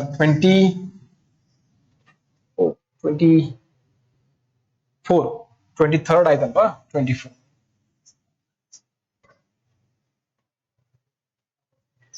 Light of wavelength 24th last question ಅಲ್ಲ, ಇನ್ನೊಂದು question ಇದೆ. Light of wavelength lambda is equals to 5000 angstrom falls normally on narrow slit. Okay, lambda ಕೊಟ್ಟಿದ್ದಾರೆ. A screen placed at a distance of 1 meter. Capital D ಕೊಟ್ಟಿದ್ದಾರೆ. Lambda value 5000 angstrom. So 5 into 10 to the power of -7 meter. Capital D is equals to 1 meter. A screen placed at a distance of 1 meter from the slit and perpendicular to the direction of light. The first minima n is equals to 1. The first minimum of diffraction pattern situated 5 millimeter from the center of the center. So x is equals to 5 millimeter, 5 into 10 to the power of -3 meter. ಏನ್ calculate ಮಾಡಕ್ಕೆ ಹೇಳ್ತಾರೆ, width of the slit ನ calculate ಮಾಡಕ್ಕೆ ಹೇಳ್ತಾರೆ, small D calculate ಮಾಡಕ್ಕೆ ಹೇಳ್ತಾರೆ. So diffraction concept ಅಲ್ಲಿ interference ಅಲ್ಲಿ ಇರೋ ಮ್ಯಾಕ್ಸಿಮಾ ಈಕ್ವೇಶನ್ ಡಿಫ್ರಾಕ್ಷನ್ ಅಲ್ಲಿ ಮಿನಿಮಾ ಆಗುತ್ತೆ, ಇಂಟರ್ಫರೆನ್ಸ್ ಅಲ್ಲಿ ಇರೋ ಮಿನಿಮಾ ಈಕ್ವೇಶನ್ ಡಿಫ್ರಾಕ್ಷನ್ ಅಲ್ಲಿ ಮ್ಯಾಕ್ಸಿಮಾ ಆಗುತ್ತೆ. therefore x is equals to n lambda d by small d. ಬೇಕಾಗಿರೋದು small D, so small D is equals to n lambda d by x. So small d is equals to n value 1 ಇದೆ and lambda value 5 into 10 to the power of -7 ಇದೆ, ಅದು 1 ಇದೆ, and small x value ಇದೆಯಲ್ಲ ಅದು 5 into 10 to the power of -3. Cancel. -3 ಮೇಲೆ ಹೋದ್ರೆ ಏನಾಗುತ್ತೆ +3 ಆಗುತ್ತೆ. So 10 to the power of -7, okay, +3 is equals to 10 to the power of ಏನ್ ಬರುತ್ತೆ -4 ಬರುತ್ತೆ.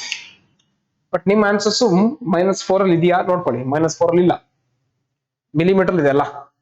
ಅದಕ್ಕೆ ಏನ್ ಮಾಡೋಣ, d is equals to 10 to the power of -1 into 10 to the power of -3 metre ಅಂತ ಬರೆಯೋಣ. 10 to the power of -1 ಅಂದ್ರೆ 0.1, 10 to the power of -3 ಅಂದ್ರೆ millimeter. Though it confirms 0.1 millimeter, so second option is the right answer. Note it down and go for last question, 25th question.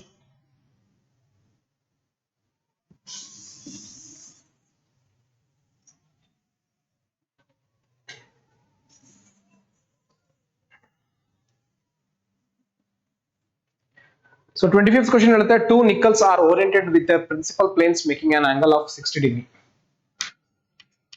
Polarization concept. The percentage of incident unpolarized light which passes through a system is, okay. So ಒಂದು ಹೇಳ್ತಾ ಇದ್ದಾರೆ, ಎರಡು nickel ನ place ಮಾಡಿದ್ದಾರೆ, okay, already polarisation complete ಆಗಿದೆ ಅಂತ ಅನ್ಕೊಳ್ಳೋಣ. ಅವ್ರಿಬ್ರು ಮಧ್ಯೆ ಆಂಗಲ್ ಇದೆಯಲ್ಲ, ಓರಿಯಂಟೇಷನ್ ಆಂಗಲ್ ಇದೆಯಲ್ಲ, ಇವರಿಬ್ರು ಮಧ್ಯೆ orientation angle some more change ಆಗಿರುತ್ತೆ.